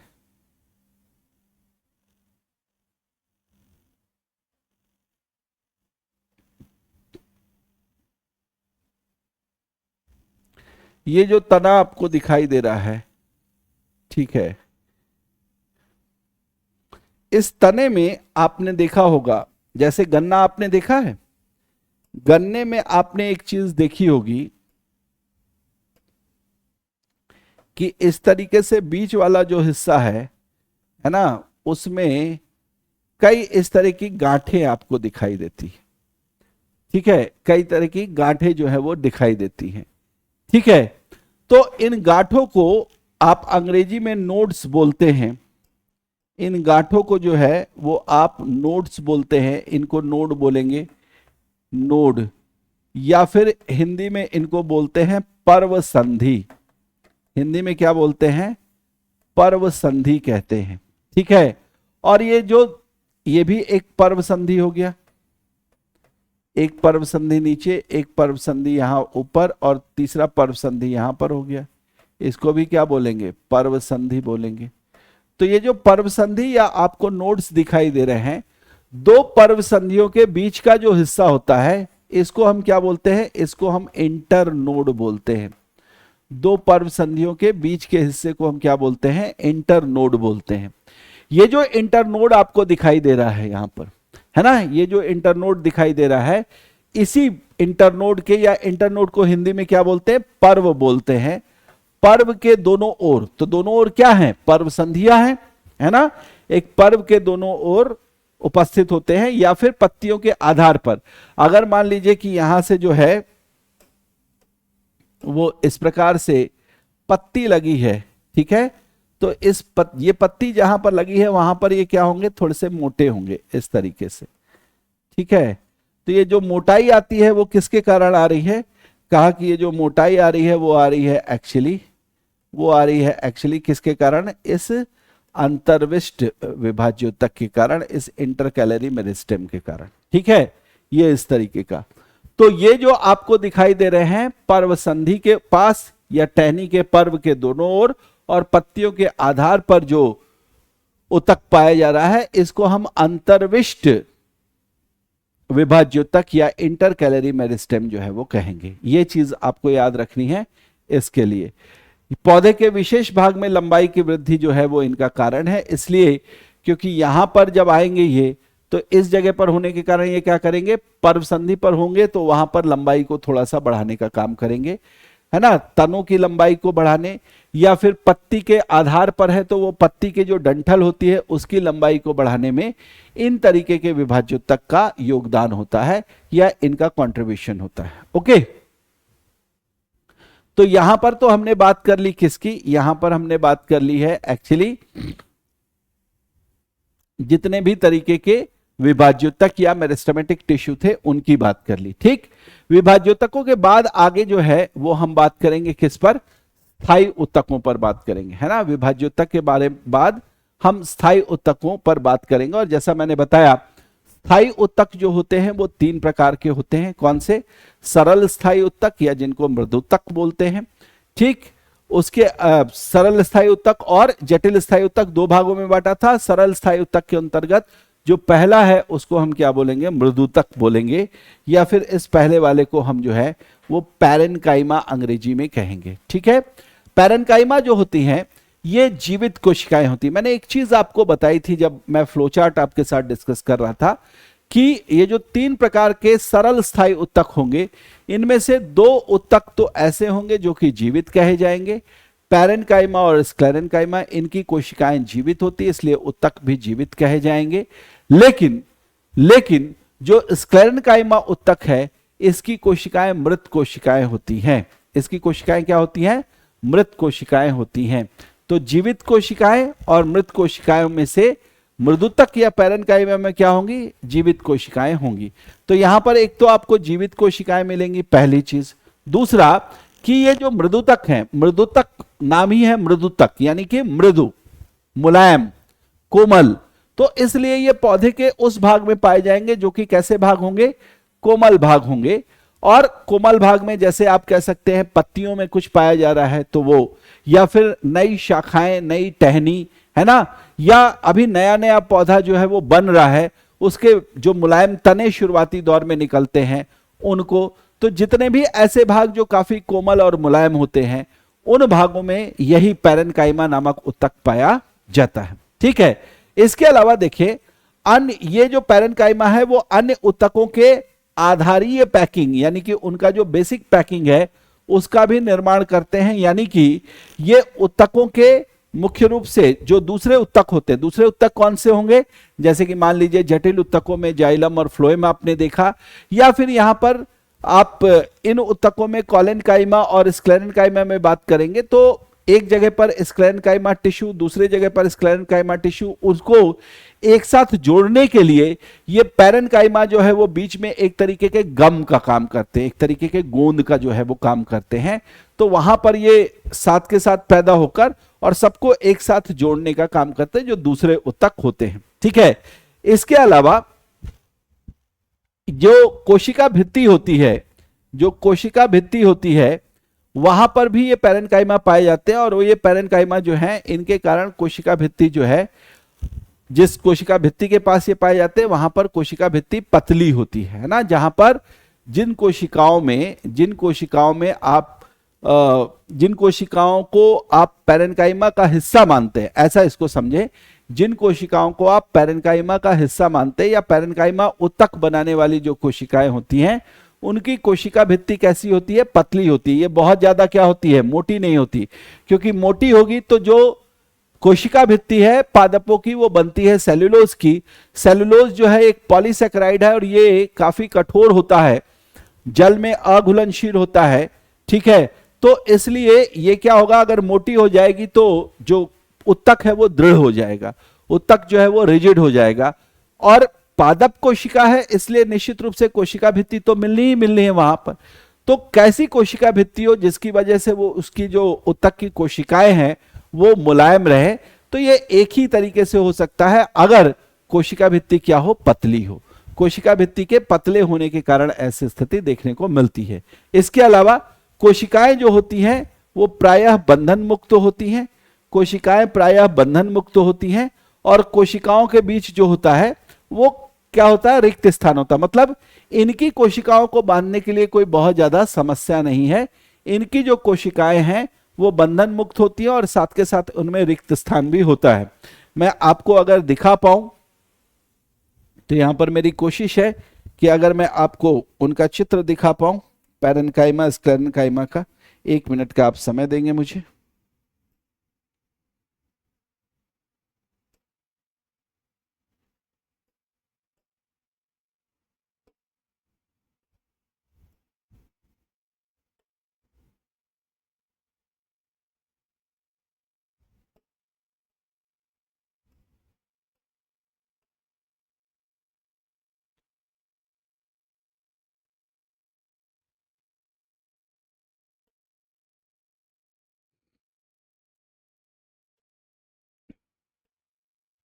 ये देखिए, आपको पैरेन्काइमा का मैं डायग्राम दिखा रहा हूं।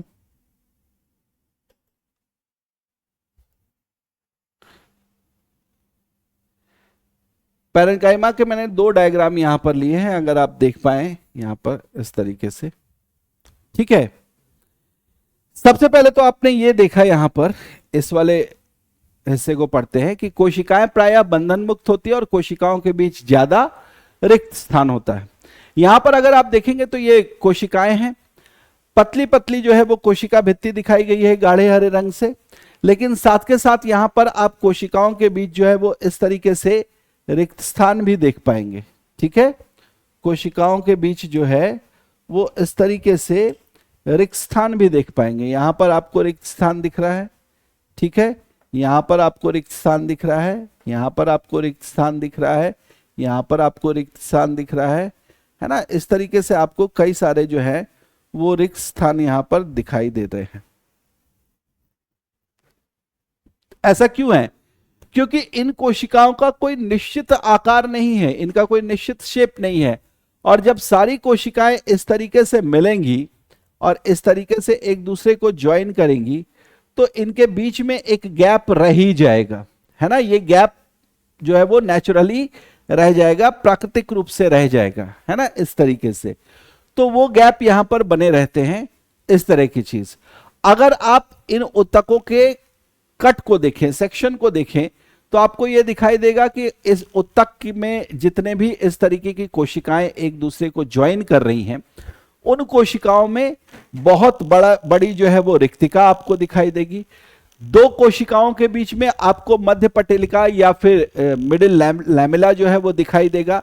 इसी मिडिल लैमेला के कारण जो है कोशिकाएं विभाजित हो पाती हैं। ठीक है, कल हम लोगों ने इस चीज को थोड़ा सा कोशिका विभाजन में देखा था। इसके अलावा हर एक कोशिका में आपको इस तरीके से एक बड़ा केंद्रक दिखाई देगा, केंद्रक।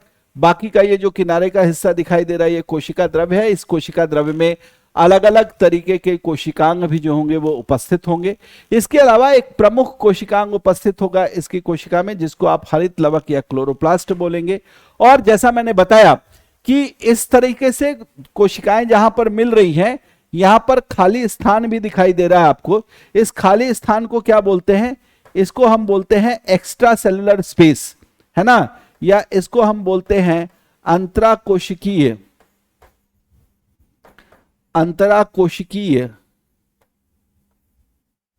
स्थान,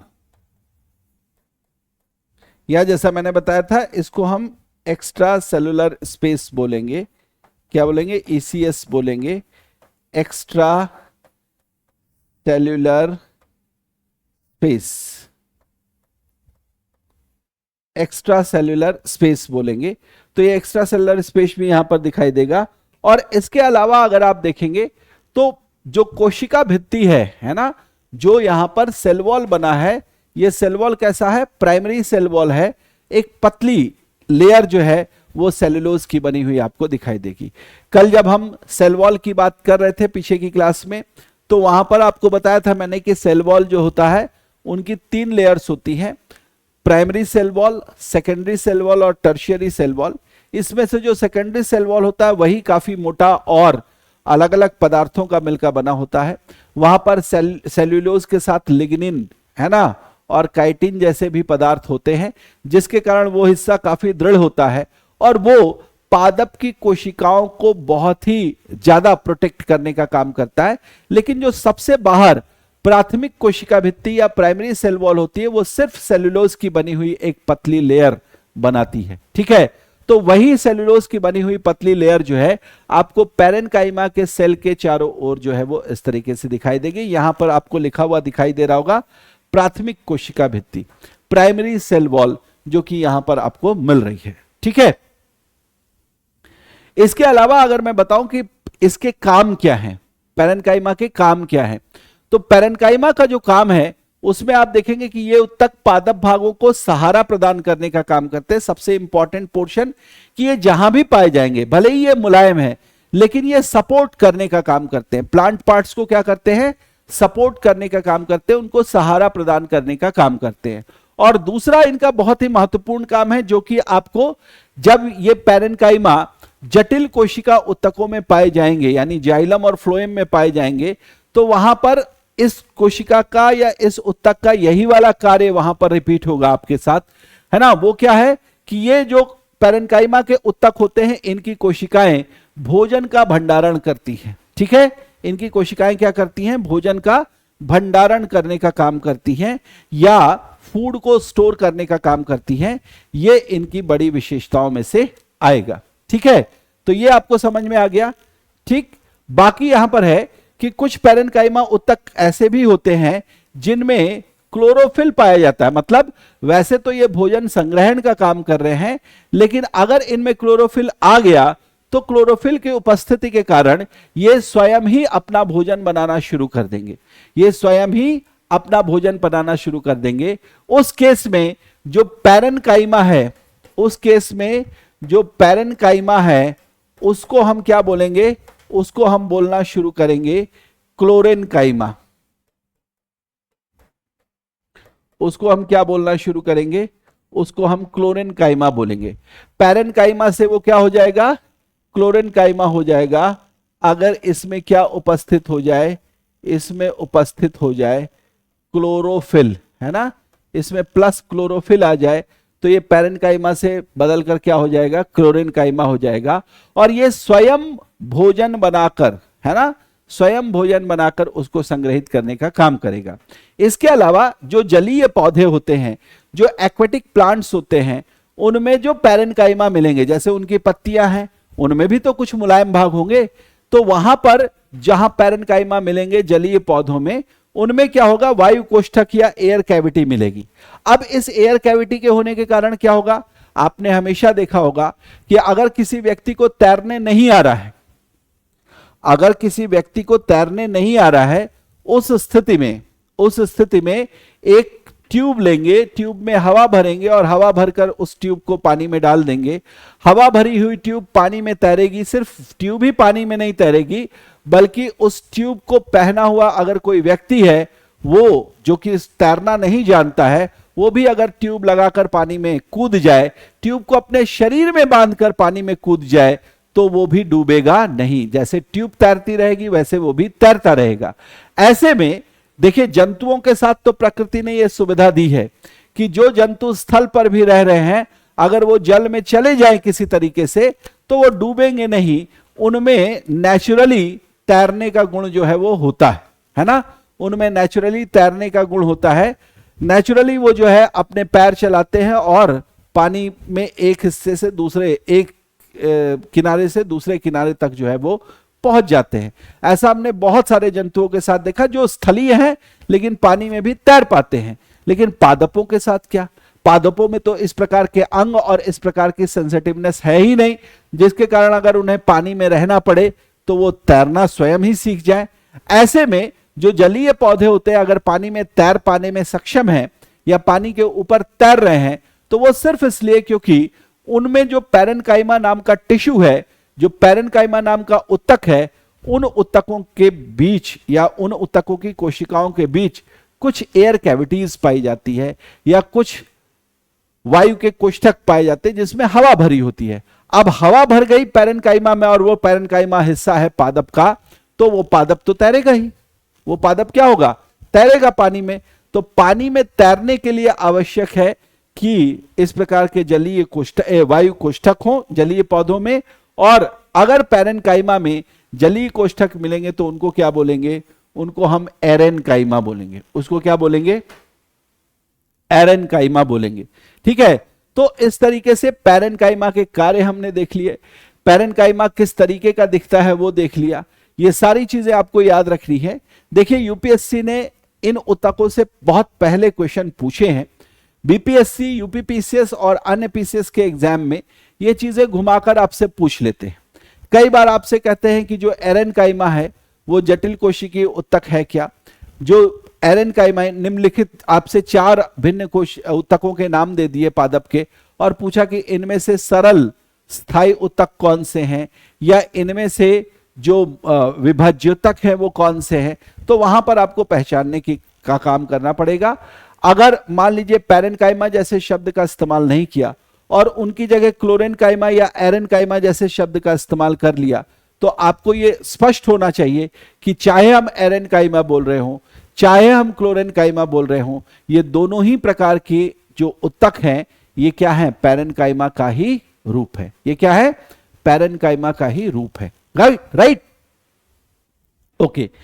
इसके बाद देखिए दूसरा हम देख लेते हैं। यहां पर जो दूसरा यहां पर आपको दिखाई दे रहा ऊतक, इसको हम बोलते हैं स्थूल कोण ऊतक या कॉलेनकाइमा बोलते हैं। इसको क्या बोलते हैं, स्थूल कोण ऊतक बोलते हैं या फिर कॉलेनकाइमा बोलते हैं। जो स्थूल कोण ऊतक या कॉलेनकाइमा, जैसा मैंने बताया था, स्थूल का मतलब हो गया मोटा, है ना, स्थूल का मतलब हो गया मोटा, कोण का मतलब हो गया कोना।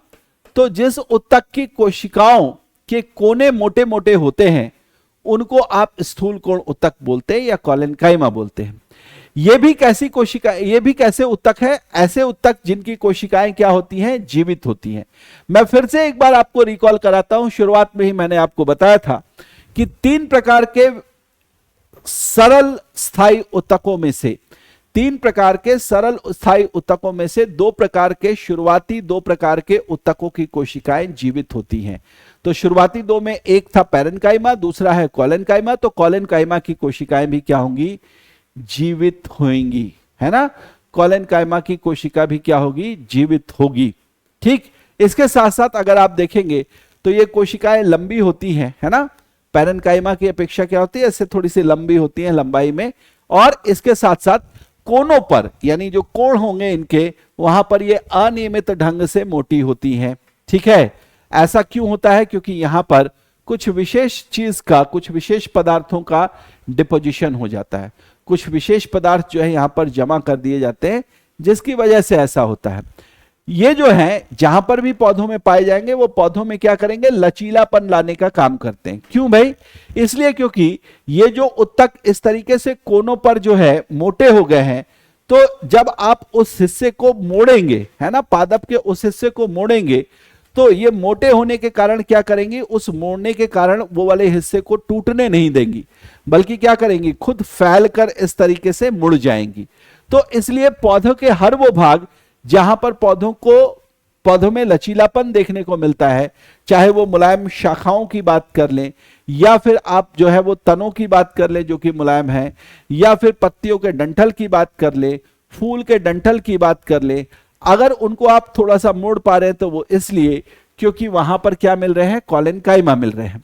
पत्तियों और तनों का लचीलापन जो होता है वो इन्हीं के कारण होता है, ये मैं आपको बता रहा हूं। ठीक, अब निश्चित रूप से अगर ऐसे ऊतक आपको मिल रहे हैं पादपों के उस हिस्से में जहां पर लचीलापन है, तो ये भी क्या करेंगे, पादपों के उस हिस्से को सपोर्ट करने का ही काम करेंगे। भाई पादप का हिस्सा बचा रहे हैं, तो पादप का हिस्सा बचा रहे हैं कैसे, सपोर्ट करके बचा रहे हैं।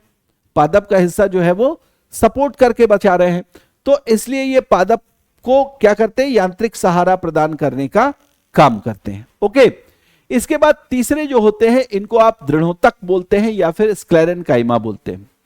दृढ़ोतक मैंने पहले भी बताया था, दृढ़ोतक शब्द का इस्तेमाल कर रहे हैं। मैं अगर आप लोगों के लिए फिर से इस चित्र को इंपोर्ट कर पाऊं तो इंपोर्ट करता हूं मैं, ताकि और स्पष्ट दिखाई दे। स्क्लेरेनकाइमा या नहीं है?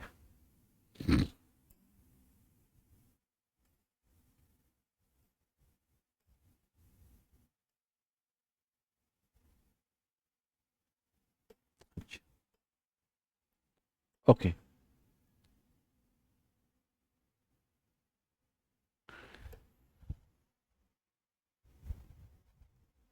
ठीक है जी, मैं यहां लेकर आ गया इसको। ओके,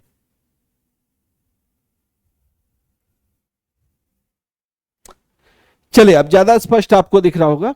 तो यहां पर अगर आप देखेंगे स्क्लेरेनकाइमा में, तो आप इनके आकार को सबसे पहले देखें।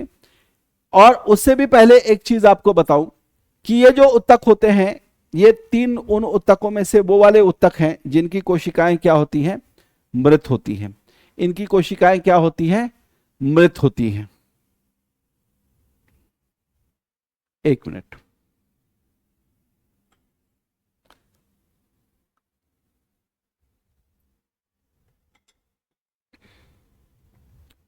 ओके। तो इनकी कोशिकाएं क्या होती हैं? मृत होती हैं। ये मृत कोशिकाओं से बनती है, और साथ के साथ इनकी कोशिकाएं जो होती हैं वो आप देखेंगे, आपने देखा कोलेनकाइमा की कोशिका बड़ी और लंबी दिखाई दे रही है। पैरेनकाइमा की कोशिका जो है वो भी साइज में बड़ी दिखाई दे रही है, ऐसे गोले के रूप में दिखाई दे रही थी। लेकिन जो स्क्लेरेनकाइमा की कोशिका है वो इस तरीके से लंबी और पतली दिखाई देगी, ठीक है। उसके साथ साथ अगर आप देखेंगे तो कोशिका भित्ति जो होती है, इसके जो किनारे वाला हिस्सा है ये कोशिका भित्ति है। और कोशिका भित्ति जो है उसमें क्या होता है? उसमें लिग्निन नामक पदार्थ का जमाव हो जाता है। अब लिग्निन नामक जो पदार्थ है वो भी एक प्रकार का पॉलीसेकेराइड है, और इसके जमाव से कोशिका भित्ति जो है वो और ज्यादा कठोर हो जाती है। वो क्या हो जाती है? और ज्यादा कठोर हो जाती है, और साथ के साथ मोटी भी हो जाएगी। भाई पहले से तो सेल्यूलोज था ही, लेकिन साथ के साथ अब लिग्निन भी आ गया, तो उन दोनों के मिल जाने से वो हिस्सा जो है काफी कठोर हो जाता है और साथ के साथ मोटा भी हो जाता है। तो यहां पर आप देखेंगे कि कोशिका भित्ति इस कोशिका की जो है कुछ ज्यादा ही मोटी दिखाई दे रही है। और इसके कारण क्या हो गया? जब ये कोशिका भित्ति मोटी हो गई तो जो इसका आंतरिक स्थान होता है, इस कोशिका का जो आंतरिक स्थान होता है वो आंतरिक स्थान बहुत ही छोटा रह जाता है। और कई बार तो ऐसा भी देखने को मिलता है कि आंतरिक स्थान होता ही नहीं है, मतलब पूरी कोशिका जो है वो सिर्फ और सिर्फ कोशिका भित्ति वाले हिस्से से ही कवर हो जाती है, उसमें बीच का हिस्सा जो है खाली हिस्सा वो रह ही नहीं पाता है। ओके, फिर आप देखें कि अगर हम ये मानकर चले कि ये हिस्से क्या काम करेंगे, भाई इन उत्तकों की कोशिकाएं तो जीवित है ही नहीं, इन उत्तकों की कोशिकाएं तो जीवित है ही नहीं, तो ये क्या काम करेंगे? ये चूंकि काफी दृढ़ और मजबूत हो जाती हैं, काफी कठोर हो जाती हैं, इसलिए ये क्या करेंगी कि पादप के जिन भागों में पाई जाएंगी वहां उसे मजबूती प्रदान करेंगी। अब एक वृक्ष बड़ा हो गया, अगर सपोज किया कि इस तरह की कोशिकाएं या इस तरीके के उत्तक उस पादप के तने पर ना हो, तो ऐसी स्थिति में तना अगर मुलायम रहेगा तो वो तो इस तरीके से झुक जाएगा।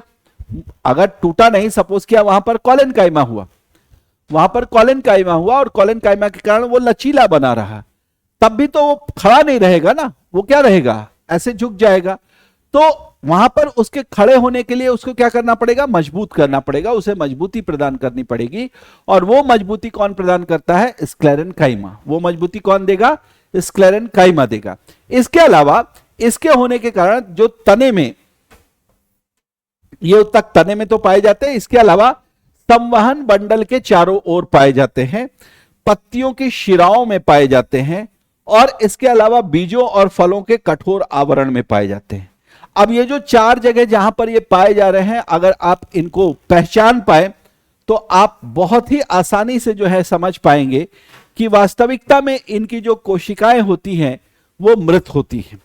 आपने एक पीपल का पत्ता लिया, उस पीपल के पत्ते में उस पीपल के पत्ते को आपने एक मोटी किताब या आपके घर में डिक्शनरी होगी, उस डिक्शनरी में रख दिया बीच में कहीं 2 पन्नों के बीच, और उस पुस्तक को बंद कर दिया।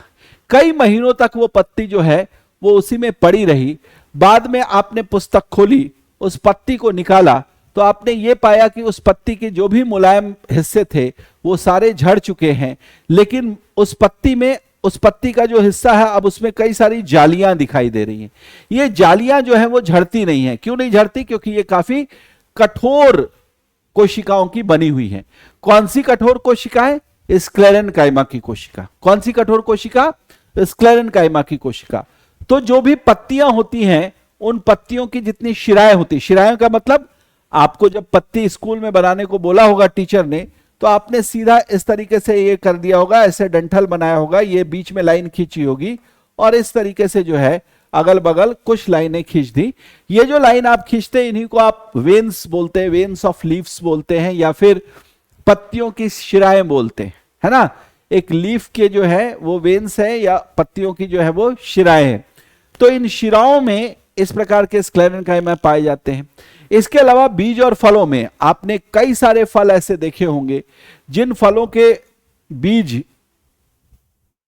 जो होते हैं उनके चारों तरफ एक कठोर आवरण बनता है, या फल के ही चारों तरफ एक कठोर आवरण बनता है। आपने अखरोट देखा होगा, आपने कागजी बादाम देखे होंगे जिनको आप आमंड बोलते हैं, आपने मूंगफली देखी होगी, उस मूंगफली को भी आपको तोड़कर छीलना पड़ता है और उसके बाद अंदर से जो है उसका बीज निकलता है। तो ये जितने भी इस प्रकार के बीज हैं जिन बीजों के चारों तरफ कठोर आवरण बनता है, जो कठोर आवरण उन बीजों को जीवित रखने और उनको प्रोटेक्ट करने का काम करते हैं, ठीक है। ये आवरण जो है किसके बने होते हैं? स्क्लेरेनकाइमा के। बहुत लंबे समय तक भी आप छोड़ देंगे तो उन बीजों को किसी प्रकार का कोई नुकसान नहीं होगा। बीज उस आवरण के मध्य में या उस आवरण के अंदर बहुत आराम से पड़े रहते हैं सुषुप्तावस्था में या डोरमेंट कंडीशन में। और जब भी उनको क्या होता है, जब भी उनको अनुकूल परिस्थितियां मिलती हैं, फेवरेबल कंडीशंस मिलते हैं, उन फेवरेबल कंडीशंस में वो क्या हो जाती हैं? अंकुरित होकर ग्रो हो जाती है। जर्मिनेशन होता है उनका और उसके बाद वो ग्रो करना शुरू करती हैं। तो आपने अखरोट देख लिया, आपने बादाम देख लिया, आपने मूंगफली देख ली, है ना। कई सारे ऐसे उदाहरण हैं जहां पर आपको ऐसे कठोर आवरण मिलेगा। और ये कठोर आवरण भी किसके बने होते हैं?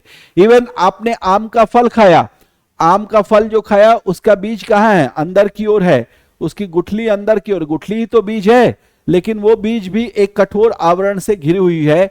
उस कठोर आवरण को जब आप तोड़ेंगे तब जाकर अंदर से जो बाग है उसका वो निकलता है। उस कठोर आवरण को अच्छे से साफ करके भी अगर आपने मिट्टी में लगा दिया और वहां पर उसको फेवरेबल कंडीशंस मिल गई, तो उस कठोर आवरण को पार करने के बाद भी बीज से अंकुरण जो है वो बाहर आ जाएगा। तो इस तरीके से आप कह सकते हैं कि ये कठोर आवरण जो बीजों और फलों के बनते हैं वो बनते हैं किसके? स्क्लेरेनकाइमा के। इसके अलावा एक टर्म यहां पर यूज हो रहा है, तने में तो आपको बता दिया मैंने, संवहन बंडल। संवहन बंडल क्या है? तो देखिए पादप में संवहन किस चीज का हो रहा है? पादप में संवहन होता है या तो खनिज लवण और जल का, जो कि जड़ से पत्तियों तक जाता है, या फिर उनमें भोज्य पदार्थों का संवहन होता है जो कि पत्तियों से पौधे के पादप के विभिन्न भागों तक पहुंचाया जाता है। अब ये जो दो हिस्से हैं, ये जो दो हिस्से आपको दिखाई दे रहे हैं, दो चीजें संवहित होती हुई दिखाई दे रही हैं, जिन उत्तकों की सहायता से इनका संवहन हो रहा है, परिवहन हो रहा है, वो उत्तक एक साथ मिलकर एक बंडल का निर्माण करते हैं। एक तरीके से एक बंडल के रूप में ये पाए जाते हैं और उस बंडल के रूप में ये वृक्ष के तने और उसकी शाखाओं और पत्तियों तक जो है वो व्याप्त होते हैं, फैले हुए होते हैं। तो ये जो संवहन बंडल है ये तो विभिन्न प्रकार की कोशिकाओं से बने हुए उत्तक हैं, है ना। जाइलम और फ्लोएम, इन्हीं से मिलकर संवहन बंडल बना। तो इन जाइलम और फ्लोएम को का बना रहना, है ना, पादप के अंदर इनका बना रहना आवश्यक है, क्योंकि अगर इनमें कोई समस्या आई तो इन चीजों का परिवहन जो है वो रुक जाएगा। इसलिए इनको प्रॉपर प्रोटेक्ट करने के लिए इनके चारों तरफ क्या करते हैं? इनके चारों तरफ एक घेरा बनाते हैं। किसका? स्क्लेरेनकाइमा के उत्तकों का। ये चूंकि डेड सेल्स होती हैं, इन पर किसी चीज का प्रभाव नहीं होता, कीट आक्रमण करे, सूक्ष्मजीव आक्रमण करें, इन पर कोई प्रभाव नहीं पड़ता, और इसलिए ये बड़े ही अच्छे से जिस चीज के चारों तरफ आवरण बनाते हैं उसको प्रोटेक्ट करने का काम करते हैं। ठीक है, तो इस तरीके से ये स्क्लेरेनकाइमा की चीजें आपको बताई मैंने। ओके, अब स्क्लेरेनकाइमा के बाद हम यहां पर पढ़ेंगे क्या, जटिल स्थायी उत्तक, क्योंकि स्क्लेरेन्काइमा जो था वो तीसरा और अंतिम सरल स्थायी उत्तक था। सरल स्थायी उत्तकों को जानने के बाद हम जटिल स्थायी उत्तकों की बात करते हैं। जटिल स्थायी उत्तक जो होंगे वो एक से अधिक प्रकार की कोशिकाओं से बने हुए स्थायी उत्तक होंगे, ये मैंने पहले ही आपको बताया। लेकिन साथ के साथ आपको ध्यान रखना है कि यहां पर जो कोशिकाएं होंगी वो एक समान प्रकार की कोशिकाएं नहीं होंगी, बल्कि भिन्न भिन्न प्रकार की कोशिकाएं होंगी, अलग अलग प्रकार की कोशिकाएं होंगी। उनके बारे में अभी जानेंगे, लेकिन सभी कोशिकाएं जब मिल जाएंगी तो वो मिलकर एक इकाई की तरह कार्य करती हैं। इसीलिए ये उत्तक भी जो है वो अपने विशेष कार्य के लिए ही जाना जाता है। ठीक है, ध्यान रखेंगे कि जो जाइलम उत्तक होता है ये एक संवहन उत्तक है। मैंने बताया कि इसका काम जो है चीजों को ट्रांसपोर्ट करना। क्या ट्रांसपोर्ट करता है, तो ये खनिज लवण और जल का ट्रांसपोर्टेशन करता है, खनिज लवण और जल का संवहन करता है। इसका मुख्य कार्य है भूमि से जल और खनिज लवण प्राप्त करना और उसको तनों से होते हुए पत्तियों तक पहुंचाना। अब आइए देखते हैं कि जाइलम में किन प्रकार की कोशिकाएं मिलती हैं। तो यहां पर एक कोशिका है जिसको आप ट्रैकिड्स बोलते हैं। ट्रैकिड्स को आप हिंदी में वाहिनिकाएं बोलते हैं, और यही मुख्य ऐसी कोशिका होती है ट्रैकिड्स जिनकी सहायता से चीजों का संवहन होता है। ठीक, इसके अलावा जाइलम में एक होते हैं जिनको आप वाहिका या वेसल्स बोलते हैं। ये भी जो है चीजों के परिवहन में यानी खनिज लवण और जल के परिवहन में योगदान करते हैं। लेकिन इसके अलावा तीसरी और चौथी कोशिकाएं भी यहां पर आपको मिलेंगी, जाइलम पैरेन्काइमा और जाइलम रेशे। जो जाइलम पैरेन्काइमा है, मैंने आपको जब पैरेन्काइमा पढ़ाया था तो वहां मैंने आपको बताया था कि पैरेन्काइमा का एक तो काम है पादपों को सहारा प्रदान करना, और दूसरा काम है पादपों के अंदर भोजन का संग्रहण करना। तो यहां पर जो जाइलम में पैरेन्काइमा मिलेगा, एक तो जाइलम में पाए जाने के कारण इसको जाइलम पैरेन्काइमा बोलेंगे, पहली चीज। और दूसरी चीज कि जाइलम में जब ये उपस्थित रहेगा तो ये जाइलम में भी भोजन संग्रहण का काम करेगा। क्या करेगा, भोजन संग्रहण का काम करेगा। तो इस तरीके से जाइलम पैरेन्काइमा की बात कर ली, केवल इन्हीं की इनको कोशिकाएं जीवित होती हैं। और इसके साथ साथ जाइलम रेशे होते हैं। जाइलम रेशे जो होते हैं ये भी मृत कोशिकाएं होती हैं, और ये क्या करेंगे, जाइलम के पूरा जो स्ट्रक्चर है उस स्ट्रक्चर को सपोर्ट करने या उसको सहारा देने का काम करते हैं। ठीक है, जाइलम में ये जो 4 प्रकार की कोशिकाएं आपको मिल रही हैं, इनमें से मैंने आपको बताया कि जो जाइलम पैरेन्काइमा है यही एकमात्र ऐसी कोशिका है जो कि जीवित कोशिका है। पैरेन्काइमा कहीं भी मिलेगी, पैरेन्काइमा की कोशिका कहीं भी मिलेगी वो जीवित कोशिका होगी। पैरेन्काइमा की कोशिका कहीं भी पाई जाएगी वो जीवित कोशिका होगी, ये आपको ध्यान में रखना है। ठीक है, तो ट्रैकिड्स, वेसल्स और जाइलम फाइबर्स यानी जाइलम रेशे, ये 3 प्रकार की कोशिकाएं मृत कोशिकाएं होती हैं, और जाइलम में सिर्फ एक प्रकार की कोशिका जीवित होती है जिसको हम जाइलम पैरेन्काइमा बोलते हैं। यहां पर ट्रैकिड्स और वाहिकाएं जो होती हैं यही मुख्यतः जल और खनिज लवण का संवहन करती है, मैंने शुरुआत में ही आपको बताया। इसके अलावा जाइलम पैरेन्काइमा खाद्य पदार्थों का संग्रहण करता है, और जाइलम रेशे जो है ये यांत्रिक सहारा या मैकेनिकल सपोर्ट जो है वो प्रोवाइड करते हैं जाइलम उत्तकों को। राइट, तो इतनी चीजें जाइलम के बारे में जाने। इसके बाद देखिए जो दूसरे उत्तक है इनको आप फ्लोएम उत्तक बोलते हैं, फ्लोएम टिश्यू बोलते हैं। जो फ्लोएम टिश्यू होता है ये भी एक संवहन उत्तक है, और इसीलिए आप देखें जब मैंने संवहन बंडल बताया आपको, तो उन संवहन बंडलों का निर्माण 2 प्रकार के संवहन उत्तकों से हो रहा है, जाइलम और फ्लोएम के कारण। ठीक है, जाइलम और फ्लोएम के कारण, तो इनको भी आप संवहन उत्तकों में ही रखेंगे। ये भी संवहन करते हैं, हम पीछे बात कर चुके हैं। किस चीज का संवहन करेंगे, पत्तियों से खाद्य पदार्थों का संवहन करेंगे। जो खाद्य पदार्थ पत्तियों ने बनाए हैं उनको लेकर ये फ्लोएम जो है वो पादप के अलग अलग हिस्सों में पहुंचेंगे। राइट, तो मुख्य कार्य है पत्तियों में निर्मित भोज्य पदार्थों को पादप के विभिन्न भागों में पहुंचाना। ये उत्तक भी जो है वो 4 भिन्न कोशिकाओं से बनेंगे, और इसीलिए इन्हें किस में रखा गया है, किस कैटेगरी में, जटिल स्थायी उत्तक या कॉम्प्लेक्स परमानेंट टिश्यू वाले हिस्से में रखा गया है। जो जटिल स्थायी उत्तक है फ्लोएम वाले, वो जिन कोशिकाओं से मिलकर बनेंगे उनमें एक है चालनी कोशिकाएं, दूसरी है साथी कोशिकाएं, तीसरे हैं फ्लोएम पैरेन्काइमा, और चौथे हैं फ्लोएम रेशे। ध्यान यह रखना है पैरेन्काइमा और रेशे, पैरेन्काइमा और फाइबर्स, ये दोनों जाइलम में भी हैं और फ्लोएम में भी है। जाइलम उत्तक में भी ये पाए जाएंगे और फ्लोएम उत्तक में भी पाए जाएंगे। और जहां तक कार्यों का सवाल है, जहां तक कार्यों का सवाल है तो दोनों के कार्य भी समान ही हैं। जाइलम पैरेन्काइमा जो है वो जाइलम उत्तक में भोजन संग्रहण का काम कर रहा है। फ्लोएम पैरेन्काइमा फ्लोएम उत्तक के अंदर क्या करेगा, भोजन संग्रहण का काम करेगा। जाइलम रेशे या जाइलम फाइबर्स जाइलम उत्तक के अंदर यांत्रिक सहारा प्रदान करने का काम करेंगे और यहां पर फ्लोएम जो फाइबर्स है ये भी यांत्रिक सहारा प्रदान करने का काम करेंगे। तो दोनों के कार्य भी समान ही है और नाम भी समान है। अंतर सिर्फ इसलिए आया है क्योंकि एक पैरेन्काइमा का या फाइबर्स का प्रकार जाइलम में पाया जा रहा है और दूसरा कहां पाया जा रहा है, यहां पर फ्लोएम में पाया जा रहा है। तो इसलिए उनके नाम का जो प्रीफिक्स है, वो जो आप कह सकते हैं उपसर्ग है आगे, वो बदल गया है। जाइलम वाले में जाइलम यूज कर लिया, फ्लोएम वाले में फ्लोएम यूज कर लिया, राइट। इसके अलावा जो दो और कोशिकाएं आपको दिखाई दे रही, सीव ट्यूब और कंपेनियन सेल्स, चालनी कोशिकाएं और साथी कोशिकाएं। तो आपको ध्यान रखना है कि जो चालनी कोशिकाएं और साथी कोशिकाएं हैं, जैसे जाइलम में हमने ट्रैकीड्स और वेसल्स को देखा कि वो जल और जो खनिज लवण है उनका संवहन कर रहे हैं, उसी तरीके से फ्लोएम में चालनी कोशिकाएं और साथी कोशिकाएं जो है वो भोज्य पदार्थों का संवहन करेंगी। ये क्या करेंगी, भोज्य पदार्थों का संवहन करने का काम करेंगी। बाकी रह गया फ्लोएम पैरेन्काइमा, जैसा मैंने बताया था जाइलम में भी ये भोज्य पदार्थों का संग्रहण करती हैं और यहां पर फ्लोएम में भी भोज्य पदार्थों का संग्रहण करेंगे। फ्लोएम रेशे वहां पर भी यांत्रिक सहारा देने का काम कर रहे थे और यहां पर भी ये यांत्रिक सहारा देने का काम करेंगे, ठीक है। तो इस तरीके से आपको जो यहां पर मैंने बताया वो आपको ध्यान रखना है। कौन कौन सी चीजें बताई कि आपके पास जो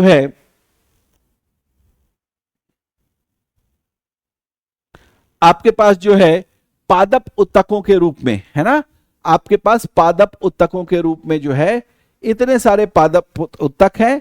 मोटे तौर पर आप इनको दो भागों में बांट सकते हैं। एक बार रिकॉल कर लें चीजों को, दो भागों में आप बांट सकते हैं। पहला हिस्सा जो है उसमें आप मेरिस्टेमेटिक टिश्यू की बात करेंगे, जिसके तीन प्रकार हैं, apical meristematic tissue, lateral meristematic tissue और इंटरकैलरी मेरिस्टेमेटिक टिश्यू। इसके अलावा आप दूसरे प्रकार के जो प्लांट टिश्यू हैं इनको आप क्या बोलेंगे, परमानेंट टिश्यू बोलेंगे। परमानेंट टिश्यू को दो पहले मेजर कैटेगरी में डिवाइड करेंगे। पहली कैटेगरी है सिंपल परमानेंट टिश्यू की, या जिनको आप हिंदी में सरल स्थायी उत्तक बोलेंगे। दूसरी कैटेगरी है जटिल स्थायी उत्तकों की।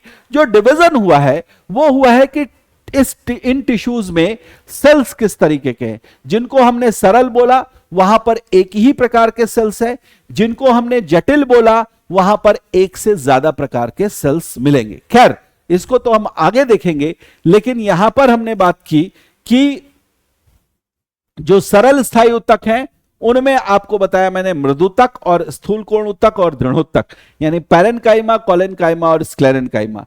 मैं आपको बताऊं कि आप इन्हीं जो नीचे अंग्रेजी वाले नाम हैं इन्हीं को ज्यादा याद रखें, क्योंकि इन्हीं नामों को आजकल एग्जाम में क्वेश्चंस के अंदर रिपीट किया जा रहा है। पैरेन्काइमा हिंदी में भी पैरेन्काइमा ही लिखकर आ रहा है, कोलेन्काइमा कोलेन्काइमा और स्क्लेरेन्काइमा स्क्लेरेन्काइमा लिखकर आ रहा है, राइट। तो आप इनको इसी रूप में याद रखेंगे। बाकी आपको बताऊं कि इन सब में अपने अपनी अलग अलग प्रकार की कोशिकाएं हैं, कोशिकाओं का विवरण हम देखेंगे, लेकिन जटिल स्थायी उत्तक यहां पर समझ ले। जो जाइलम और फ्लोएम है ना, ये सुने हुए नाम है। जाइलम और फ्लोएम एक खनिज लवण और जल का संवहन करता है, दूसरा भोज्य पदार्थों का संग्रहण करता है। तो इनको आप जटिल स्थायी उत्तक इसलिए बोलते हैं क्योंकि इन दोनों ही उत्तकों का निर्माण अलग अलग प्रकार की कोशिकाओं के मिलने से हुआ है। लेकिन ये सारी हैं तो अलग अलग प्रकार की कोशिकाएं इनमें, लेकिन सारी कोशिकाएं एक साथ मिलकर एक यूनिट की तरह काम करती हैं, एक इकाई की तरह काम करती हैं। तो ये सारे डिटेल्स आपके साथ हुए पादप के उत्तक यानी प्लांट टिश्यू के बारे में। ये चीजें आपको समझ में आई होंगी, मुझे उम्मीद है। इसके अलावा मैं आपसे कहना चाहूंगा कि अगर ये वीडियो आपको अच्छा लगा हो तो आप इसे लाइक करें, अपने मित्रों के साथ शेयर करें, और साथ के साथ अगर आप इस चैनल पर नए हैं तो आप इसे सब्सक्राइब भी करें। दूसरा आपसे ये कहूंगा कि आप अगर कुछ और भी चीजें जानना चाहते हैं बायोलॉजी के किसी अलग टॉपिक को जिसे मैं यहां पर जिस पर आपके लिए वीडियो बनाकर दे सकूं, तो आप कमेंट बॉक्स में अपने कमेंट जरूर लिखें, ठीक है, ताकि मैं उन पर आपको वीडियो बनाकर प्रोवाइड कर सकूं। थैंक यू वेरी मच इस पूरी क्लास को देखने के लिए, और इसी तरीके के दूसरे वीडियो के लिए आप बने रहिए हमारे साथ। Thank you very much.